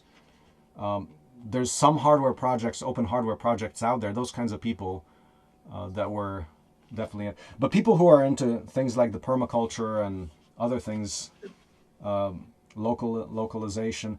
But I'm saying, like, I think we need a different profile of more like the futurist world changer but with the caveat that they actually have that grit, the man in the arena thing, that deep hunger for that. And that's why I through all that I mentioned right now is canceled by, it's not necessarily canceled, there could be overlap, but moral intelligence is that key, because I feel that moral intelligence provides the drive. moral intelligence to me is feelings that you pay attention to and that tell you, okay, I got to do this, and you're unstoppable at that point, because moral intelligence feeds emotional intelligence and intellectual intelligence, is my belief. That's how I process this right now. I'm just looking for that grit aspect and that lifelong commitment. I've the closest I've seen it is in the awakened communities, from the spiritual communities, like religious communities, to this is useful people because I agree with you. who are on psychedelics, Yeah, meditators. The great thing is that I have so many connections in those communities that I can, like, Well, you are very it for easily we Europe, can right? target them. You're Yeah, but also it's psychedelics good for Europe, research. right? Yeah. It's like the liminal. It's the. I mean, actually, there's even people in my audience, the younger ones, of which there are fewer, to be honest. My median age is probably 35, but there's people in their 20s. Like, in fact, yeah, actually, there's a young woman who helps out with my online courses and stuff. She's right now in an eco village in Italy. That's part of a network Right. of eco villages. Eco I'm thinking, villages and all that. yeah, And good example, right? Like, yeah. and the critique of eco villages, like I find that a lot of the audience in eco villages are more like, well, I want to check out, as opposed to I want to check in to a new Yeah, future. absolutely. And I mean, do you know that's the kind of future sense I get thinkers? roughly. Sorry, go ahead. Do you know Mike and UV, who used to do the Future Thinkers Yeah, podcast? You know, they, I saw them. I don't know them, but yeah, you told me about it. yeah, but they bought a lot of land in Canada that used to be a golf course to make a intentional community that actually also produces. And the last time I spoke to them, they had exactly the Yeah, same yeah, thing. They were saying like, and yeah, people are but super up for coming up here in January for a week, and as yeah, soon as they arrive, they're like, oh, I didn't realize I was gonna be chopping wood at 5 in the morning. I'm not sure right, I want to right. do And this. it's It's like, like, but check this out, like just like with the collapsitarians or the eco villages, it's like people. Let's just collaborate a little bit. Only $50 million worth, or up to $50 billion worth, and we have a new civilization. They're like trying to say, okay, I'm going to do my goats and this and that, and nothing wrong with that. But it's like you got to say, oh well, what about my cell phones and cars and all that? Like, there's such a greater vision where now they're still, and ourselves, we're relying on Walmart and China to do everything, and I just feel like that's such a missed opportunity, because the possibility is so authentic and real right now with access to technology and now the information economy and free energy, almost free, zero marginal cost everything, and it's like nothing is happening, nothing new, everything is proprietary as ever, and the people that could be doing it, they don't get to this, like even the localization people, who of them are working on any open source things that have economic significance. They're actually going to transform the world because they produce energy. In the economic sense, you got to yes. talk about meeting people's needs. So that's my big peeve here, and that's why I'm trying to get to people who are like, okay, I see the bigger thing, and I want to get involved in it with full agency, you know. But who is that? This is really useful and I think really important because there's an energy in both, I would say, certainly in the collapsitarian doomer prepper communities. They're not interested in it's not an expansive perspective. It's very proprietary. It's like, I'm going to hole up in my house Yeah, with my yeah, resources, yeah, my and defend this. It's a very closed in paranoid worldview. And the localization community, I think, is less so, but there is still an element of retreat in it, like a kind of coming back inward yeah, rather yeah, than spreading the energy outward. yeah. As opposed to the absolute consumer, you know, which just says, oh, I'm Yeah. just going to take it. I'm not even going to prep. It's over. Is, is there a rewilding community that you're aware of in your areas, or do you know Rewilding? that I'm not aware of rewilding? it. There must be, but I don't have contacts.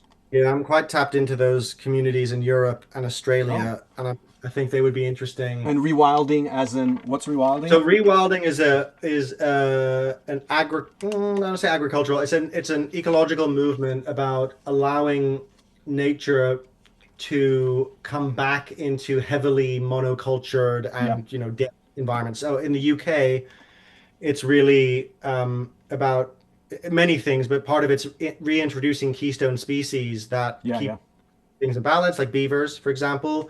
yeah, Wolves is a much harder argument to make, but trees deforestation, significant deforestation because there's too many deer because they eat the baby trees, and normally there wouldn't be as many of them. Baby trees have no defense against that, really. And so, yeah, kind of reintroducing these species, and there's a lot more to it, Yeah. but it's an interesting movement, and people who are into rewilding could be, there could be, I think there would likely be a Venn diagram of people who would also want to get involved in OSE and Yeah. in the school. But definitely Um, the open source community, people who do software, and now they also like farming or building things. That's definitely there. yeah, And then of course the meta crisis community, right? yeah, They're the certainly. I mean, system thinkers. systems thinkers, yeah, yeah. I mean, I'm thinking that. Okay, so I think what would make sense, because I can see these people doing it and being the right kind of people. And so we have permaculture, localization, alternative, intentional communities, some spiritual groups, not all for sure. um, and then we could, so does it make sense for you that I go off and find some other groups, identify the most promising ones? So we already have one, which is our 18 to 25 homeschool, open-minded young people who are rejecting the orthodoxy, solid. And then let's say we had two more who are drawn from the communities we've just spoken about. Um, does that feel right? Does that feel sensible No, to you? No? those are Tell all me the what. old crowds. I don't think that's.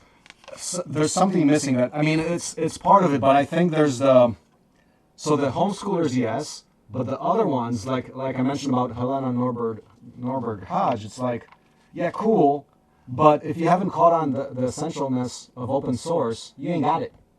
It's kind of how I think about it. And I'm not trying to be an ass here. Like, I'm saying there's definite shortcomings to that. And maybe the answer is that it actually is the answer, but I don't know. And I don't know. But I think more like the entrepreneurial, like the people, financial independence, entrepreneurial, career shift. What about that? See, because what we do is it's ultimately we're saying we're starting up businesses to give everybody a meaningful job. That's how we're going to create meaning in the world. There's going to be everything's going to be shifted, transformed into meaningful jobs. Like the fossil fuel industry is going to turn to green hydrogen production, etc. Nasty chemicals Yeah. are going to be bio-derived materials, and home materials are going to be more naturally based and things like that. Or Yeah, and so I okay, don't that's know. very, very interesting. So there's two things that come up for me with that. First, I think that's a good segment. Financial independent career shifters who are coming into this space, or they're looking. I've met many, many of those because they come to. I used to run psychedelic ceremonies, and that they often come there because they're in a moment of transition Yeah, and they're trying to figure out what next. So I know that that's a viable segment, and they also have the money to do it. So that's useful. The and other thing I would. are they gonna be willing to get on the factory floor? Like we have to convince them to do that, but they're gonna Yeah. end up as managers. Okay, but sorry, I interrupted. Yeah, yeah, yeah. That's cool. But they're not doing it. I don't think those people are doing it because they want to be mad. Well, they might. Some of them might be. They want to do it because they. Yeah, actually, no. I'm going to contradict myself. I think they're not looking. Yeah, they probably do need a career, but they're probably thinking bigger picture as well, and they're doing it for meaning and for moving in a new direction in life, probably in equal measure, or some mix of that. So that makes Right. sense. So let's make a distinction. Yes, for meaning, yes, and it would work for OSE if they're continuing open development because they see the light in it. Yeah, What that's would not important. work is a person who comes in to just say to start an enterprise and just do no innovation and just run off into a corner and do it without contributing anything back to the community. While all kinds of developments, including business innovation, should be contributed back to the commons so everybody benefits. So Yeah. if you're just gonna build your bunker and then you check out, your off-grid bunker, and you This check is out. a this No, is we want you to continue developing. So this is a key point though, because I think with high agency people in this segment, it's worth thinking about other ways that they can contribute and continue. And in fact, I would even not, this is even maybe more interesting, that for those people who are high agency, very capable, very smart, very experienced building things, yeah, sure, they have to be willing to do the nitty-gritty work, but it's actually that you also probably it's very valuable to have their creativity and their ideas so that 4 years from now or 2 years from now, they come out of this school process and they go, guys, I think we should do open source water company. I don't know, whatever it is, right? Like Exactly. water should be free. We're gonna only charge for we're gonna bottle it in like a biodegradable plastic that we make. Whatever. I'm just making it Yep. up, right? Yep. Yep. But I would say for that segment, you want to have a feeling that they're joining something that they're going to be contributing to in a meaningful way, right? Exactly. So, So here's what that okay. stirs up for me: agency, high capacity people with the collaboration aspect. Because if Yes. the collaborators or the expanded consciousness there, they're gonna. That's exactly who we need. We need ambitious high agency people. The problem with those is that what is that? They're doing our own stuff already, so they have No, to yeah, be yeah, yeah. be the cooperator, the super cooperator nature. So give me a high performance super cooperator, but how do you define that? Where do you look for that? So I would okay, and this is a question of messaging, which will come after the branding process because it will draw from that. It will be this will all be related, but we can do something with messaging and branding and positioning and the whole energy of the project to weed out the people who aren't like that, and then we also need a process to weed out the people who are pretending not to be like that but actually are, and that I think is a level of questionnaire. And my wife is a clinical psychologist, so she could help design something like this, and I think it's like a good thing to do.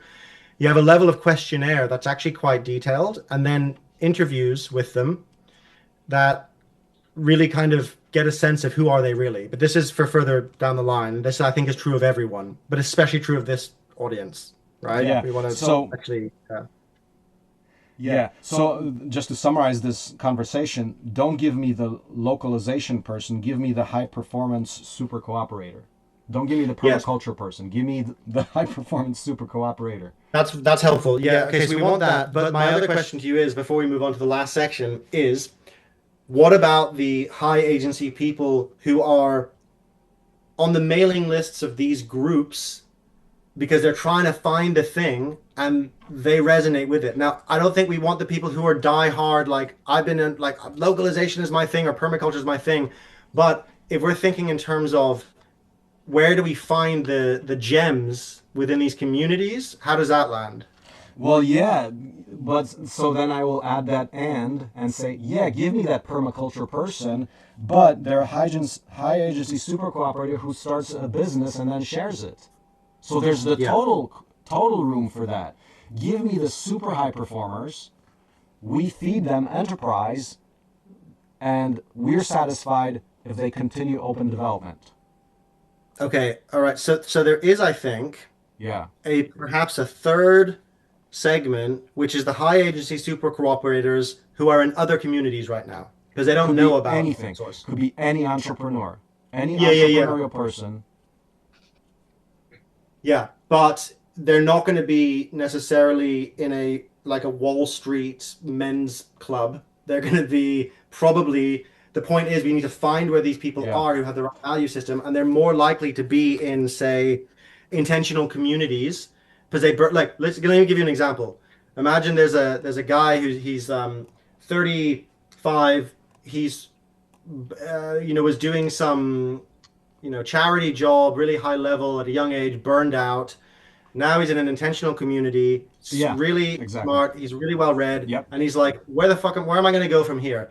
He gets a exactly. message through the mailing list of that community because we Yep, connect with them with the video or videos, and he's like, those are my people. That's who I'm exactly. talking about. Oh, Okay, okay. that's That okay. that resonates. Yep. Yeah, yeah. Okay, so that's cool. So that segment is them in these different communities, and that works because we can't go too broad because otherwise we'll, yeah. But that's good. Okay. Al, anything? I know you have to head in probably 10, don't you? Because you're off for family stuff. The only thing that popped into my head, and I don't know how relevant this is, I think back to the Ernst Shackleton advert that was never real, but that appeared in newspapers, which is calling people for very difficult tasks, in impossible circumstances, small chance of survival, but on return, if successful, great glory. I just wonder whether there's anything in that. Absolutely. So I do have an article about impossible projects. So Okay. in this school, we take on an impossible project. That's the kind of thing we were saying. And I was thinking of, okay, so let's, last I thought about it was like 6 months ago or so. So there's no, I have to update what the current impossible project would be. And maybe it's a messaging thing simply that we have the impossible task of learning to build this in 5 days within 1 year, or something like that. But something that's clearly impossible, like by normal no, that's not impossible because we think we know exactly how to do that. But the way we go forward to attract some people, like for example, to build, it would be an impossible. I would consider the 1 square mile with an $18 billion annual revenue. That's an impossible project. Can I make a slight tweak on that? Because it's easy for you to say, here's an impossible thing we could do. And people are like, yeah, that's impossible. But if you said, we've just done this thing, which would be nearly impossible, and you say, oh, now we're going to try this thing that is impossible, that we think is impossible. Because then the first thing wrapped in reality. So people think, the first thing should sound impossible anyway. And then the thing that you're saying impossible is even beyond what people can imagine. Yeah. I like Because otherwise it's just that I could say, I'm going to try and do this impossible thing. I'm going to build a house in 2 days, but I can't do that. Whereas if you've done it in 10, I'd think, wow, he's going to try and do it in 6 now, for example. This is on brand because we're so-called tricking people into expanding their index of possibility, which is all there. I think people just are shy about really looking at their true power. This is very exciting. Say it again? This is just a very exciting place to be thinking, I think. Just this. It is. The possibility of the impossible, I think, could really excite people. Yep. I mean, that's the whole thing about moonshot projects, right? About Apollo program, But the fact that it could be possible as well. Well, it's literally possible because each acre of space can produce enough rocket fuel to go to the moon once per year. If you do the numbers, based on solar hydrogen, renewable energy. So we're taking 1 trip to the moon from the productivity of 1 acre of renewable energy. We can do that on 1 acre. That's what I'm saying, that 1,000 acres. I'm saying you can get into space travel at that scale with 1,000 acres. I mean, that's 0.1% of the resources of that facility to go to the moon. If you have the technology the open know-how to do it, yeah. And then you just machine your parts and things like that, turbines, blah blah blah. Yeah, and there's a way we have to bring these moonshot big vision things into there's a way we include these which is kind of essential because it's got to be, there's again a polarity between that and the practical that we can really play with in messaging. Yeah. So okay, so last thing is that we just really define the scope of work, and also I want to just check in on timings about September. How set in stone is it? Is there a way to push applications to October so we have more time? Like what's the situation? I don't know. Like I know we're literally getting into like how many people are we gonna show up. I would prefer September 1 in a sense that it could be on ongoing basis. Like, okay, so we launched September 1.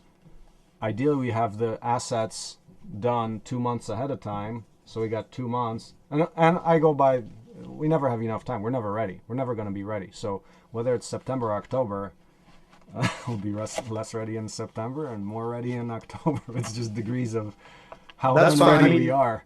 Okay. But I'm thinking that if because even just to get the initial process started, we have to have some basics in place. Like the facility has to be, we will have those, the housing built up and the new workshop ready by then. But I think we can just start. I mean, otherwise we'd never start. Yeah, that makes sense. I mean, from our side, the key thing is that we have enough time to do it properly. Do you have enough time to do it by July 1? Or we're not going to do it by July 1? May? Depends what you mean. I think we can get, so I'm thinking, well, I think the strategic and audience definition process can happen concurrently with the branding. I would probably want at least 2 weeks for that, because there's people I want to interview. I want to make sure the films absolutely hit and are really effective. But that's not necessarily going to hold anything up, because Al's going to need to do his process as well. But I think I do really think it's essential that we're doing the process for OSE and in the school, because it all needs to happen, right? So Al, I don't know what, maybe it's useful to get your timings, because I think that's it will. I mean, near the beginning of July is going to be the earliest. Now I can move things around so that I can commit a lot of time to this. I'm just thinking. There's the school, but then OSE is a slightly bigger project, and then there's the combining of the two to make them fit together. So in terms of timing, I'd like to have really sort of 2.5 times what we've got currently, at least. And I can fit that in. Just doing longer days. I might be able to do, I don't know, 2 days per day. I don't want to burn myself out. But I would really like to have that time, and the time it's just so that we can do a really good job. Yeah. No, I mean, you gotta do it like to do a good job. So I agree with that. And what's that mean for the video that we're gonna push out? We're advertising the apprenticeship, fellowship, 1-year program, 2-month program, 2-week program, 2-week builder crash course, the 2-month build a home that you take with you on the trail. Yeah. Remember that part? 1 year, the machine focus. You're still building. You're going to participate in 2 days of the builds, but you're focusing on machines, and then the 4-year full thing. But yeah, so the when do we actually have the materials from you guys to push out the publicity? From the film side, if we can get all the branding assets, which I'm sure we could, I think comfortably by mid-July we could have that, so that we're like, this film is ready to go out to the audiences we want, and we have social media campaign assets, which are shorter films. That's doable. Yeah. I mean, we got to do whatever we got to do. I think we got to take the time to do it properly. Yeah. Mm-hmm. I just want to be clear on what I would be delivering, and so it would be the various parts for each thing for OSE, and then the school would be. It would be core logo and visual language. That would be the primary thing, and then that would begin to. Then I'd want to show how that lives in various different places. So it might be in the school. It'd be like signage for the school, so that you can begin to have a feel of how that might look in real life. What a website homepage would look like in each of those contexts. What a social media of different types might look in different contexts. And now none of these things would be the actual. Actual homepage or the actual bit of social media advert. It's a brand expression, and and then there'd also be messaging as well. And so it'd be the beginning of the tone of voice in terms of how you'd speak. I just want to be clear that none of these things would be the actual website or the actual bit of social media. It would be a springboard from which you could say, okay, we talk like this.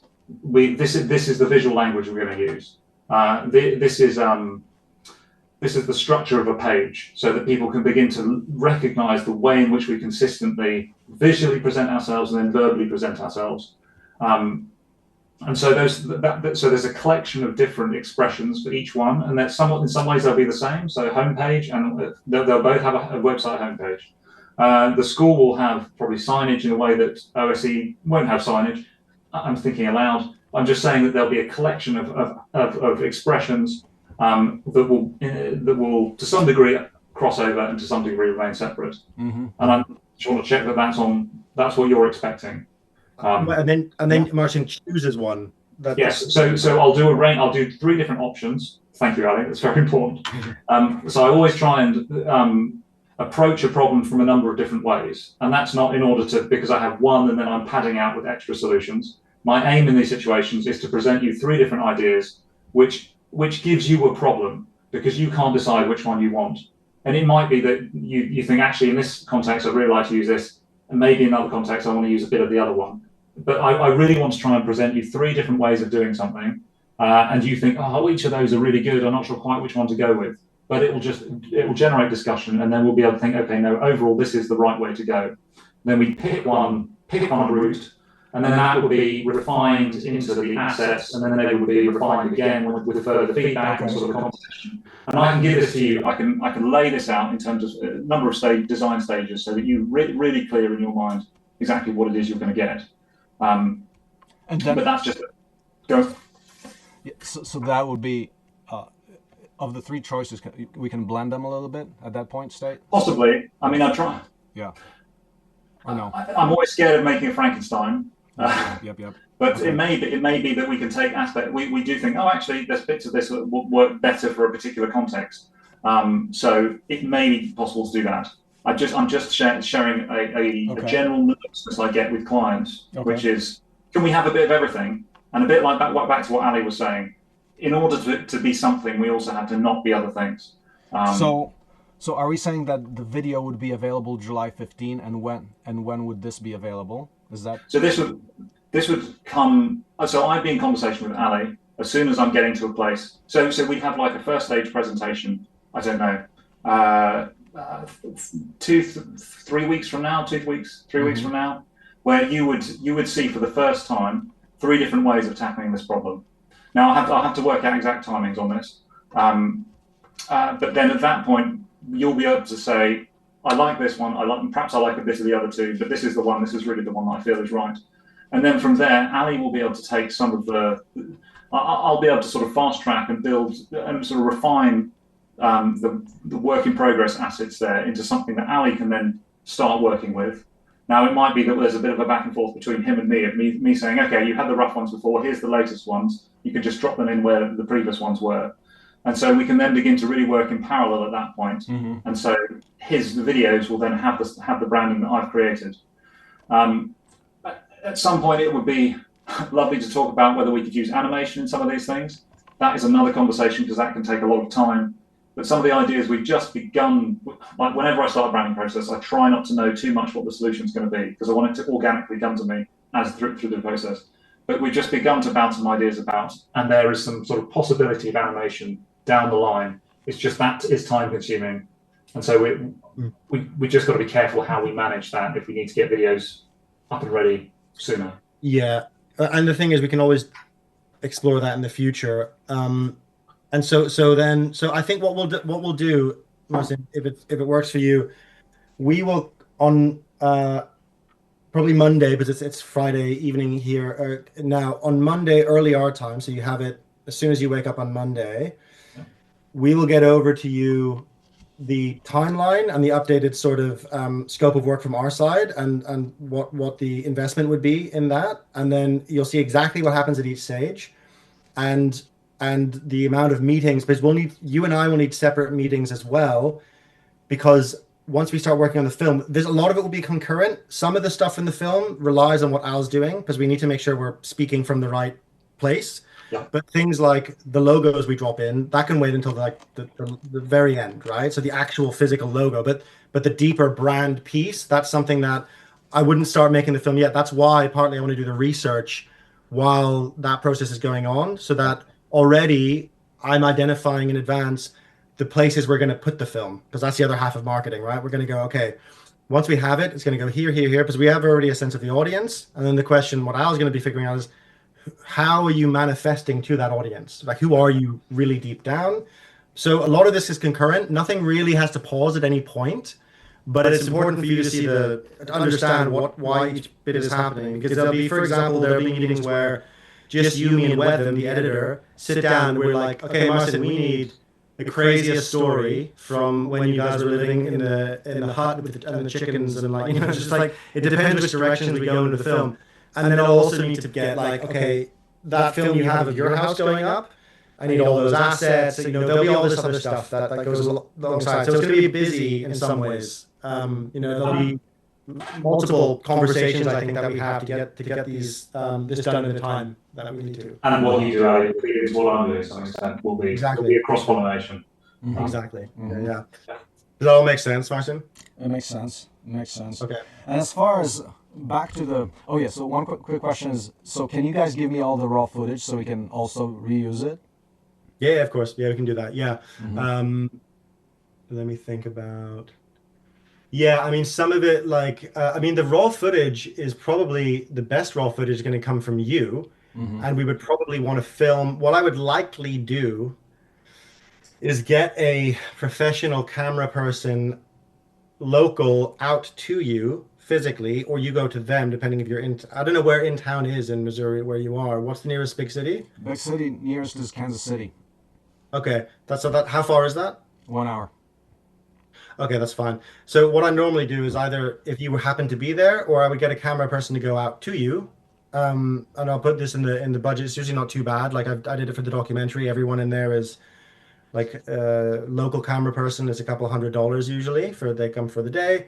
Usually a bit more, maybe $300 or $400. And then we do this quite late in the process so that we know exactly what we're going to ask you and we know exactly what you're going to be saying because it has to be you doing it, right? And not all of that raw footage you can have. Of course, we can also record extra stuff because we'll have a whole hour or so or whatever it is. We'll probably want to record a whole bunch of stuff with you so we have assets for other films while we're doing it. Mm-hmm. Otherwise, and then you can use it however you want, right? And that's why the research is also really important because I want to be like, okay, I want to get a specific video for the homeschool group. I want to get a specific video for this, right? So we want to get as much out of that as possible. So just flagging that because it means like if you got some big trips coming up in the next month, it's good to know about it. If you're not going to be around, you know, we do all these timings as well. Mm-hmm. So back to the actual target market research. Do you guys have? I mean, what is the process that you go through? Like, so you're going to do a little bit of work on that. Describe what are your Yeah, methods? it's a good question. So basically, what we do is first we do some desk research. The researcher I work with is called Ed, who's a really talented journalist. And so we will do some desk research into these three different segments that we've just identified, right? The homeschool kids in your area as well, and more broadly in the US. Probably not international, but probably will bring some of that in, right? And we'll also identify what are some other related segments we could be targeting. You know, like the heterodox 18 to 25-year-olds who don't want to go to college, but they have the right attitude, right? Where are they? Who are they? Like we get a kind of profile of them. So we do that with each of the different segments, right?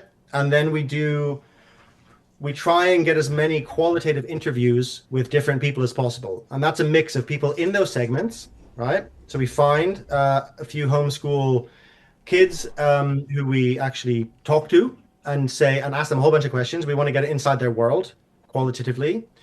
And then we also do interviews with experts. So for example, one that's come to mind is actually my investor, Danny Almagor, who created Engineers Without Borders, you know, like Doctors Without Borders, you know, and he's an engineer at heart. He's also runs one of probably the biggest systems change related impact investment fund in the world. And Danny's a perfect person to interview about like, okay, Danny, like, what are some of the ways we can be engaging people? What are some of the things we should be thinking about? What are the wider landscapes? What are we missing? Are there other communities we could be targeting with this, etc.? So we do that. And that's kind of those are the two types of interview. And then we collate it, and I will then have a much more detailed profile of each of these segments for you. So I go, okay, listen, what really drives the homeschool kids and these other segments within that 18 to 25 is this and this and this and this. And we must always include something around this when we talk to them, but never mention this. You know, it's that kind of thing, so that we understand that that's not just for the film, that's for OSE and the school moving forward in all communications. It also is what you'd be using to a degree, along with the output of Al's brand work. When you're on a podcast, you're like, okay, who am I talking to? What's the core of OSE and the brand and what we're all about? That's the first thing. And that's you almost like brainwash yourself into that in a way. That's what I do with my branding, with my own brand. Like, what's Kainos about? Okay, it's another kind of. I really keep saying it till keep probing it until like, yeah, this is what it really is. But this is the process you're going to be doing. And then so we have these different segments, and then that's the other bit of the research is where do we engage them. Then that's a big list of which I'll also share, but it'll also be quite executional. It's a big list of like, okay, this particular group here, this community, this intentional community network here. Okay, right. What's our engagement strategy? Okay, we're gonna send them the video, or oh, I know someone there, so maybe I'm gonna get in touch, or maybe you know someone there, or I'll know someone there, and we just figure out, and that's more the implementation. And it's funny, as an aside, in the 60s, I think, all of marketing and advertising started to split into these two different things into well, now there's a lot of variations, but there was the creative of like what is the message and what's actually happening, and then the media, which is where do people see it. And the reason I'm mentioning that is because they're both absolutely essential. If you're trying to sell a car, you put the billboard, like you make the agency working with Volkswagen goes like think different or whatever it is, right? What's the campaign that we're going to do that represents you and gives you a point of difference in the market? And then the media side of it goes, where are people when they're thinking about buying a new car? That's their job, right? And that's this other bit of the research where I'm like, where are they? Where are we going to find them and target them? And if we do any paid ads on Instagram, etc., which I don't think we necessarily need to, but we're like, who are they? We need to know that. That's essential because you can have the best messaging in the world, but if you're shouting out in the forest and no one can hear you, no one's coming to the school, right? So that's what we want to nail as well. Okay. Sorry, who was the engineer with that borders person? Danny Almagor. This is check out small.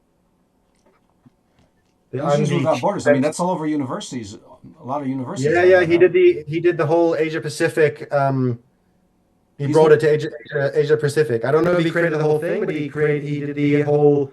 I think he was quite involved in the beginning though. But now because he's a aerospace engineer by training, and is basically he's kind of an ideal person to talk to because he's very immersed in systems change world and very connected to all these different groups. And it would be interesting to ask him like, hey, we don't want the regular permaculture people, but we want for that one segment, we want the people in there who are like the hardcore, they're high agency people we want.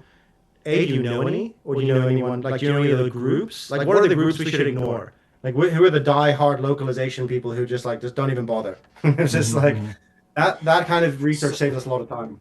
So where does it come into, like, what if we miss some groups that are like, oh man, what if we find we're completely wrong? How do you prevent that from happening? That is just a matter of experience and good research. It's very unlikely that we're going to find a group that's completely wrong, because it would be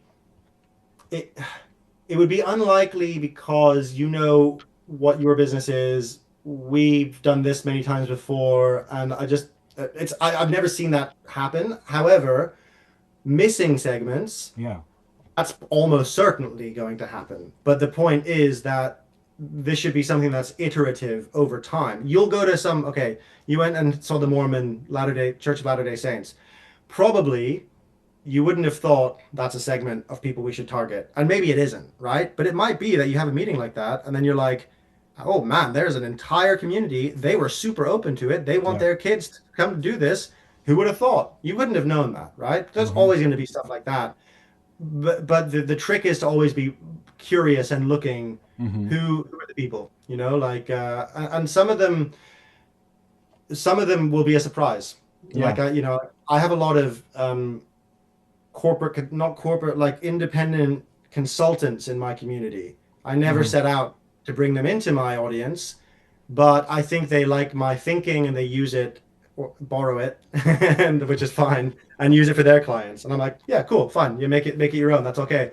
But I never would have thought, I never once was like, right, target audience. In fact, with a lot of brands, you just do you, and then you realize who is responding to the message, and then you go, right, okay.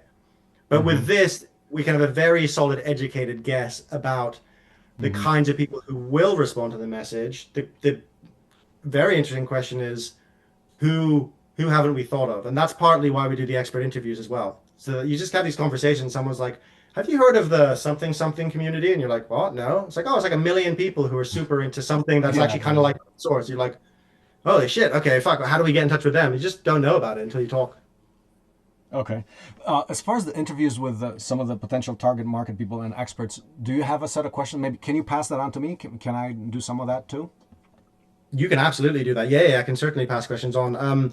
Yeah. Once we develop them, and then also I can give Okay. you some tips into good interview style, because some of it is not just Yeah. the questions you ask, but it's actually how you open the space for unexpected responses as well. So I could give a bit of we could do a session. I could do some kind of training on that. Yeah. But Yeah. that's That'd be good. yeah. Sounds good. Yeah. Al, did you want to dive in? I'm just at the moment. There's something that's. I'm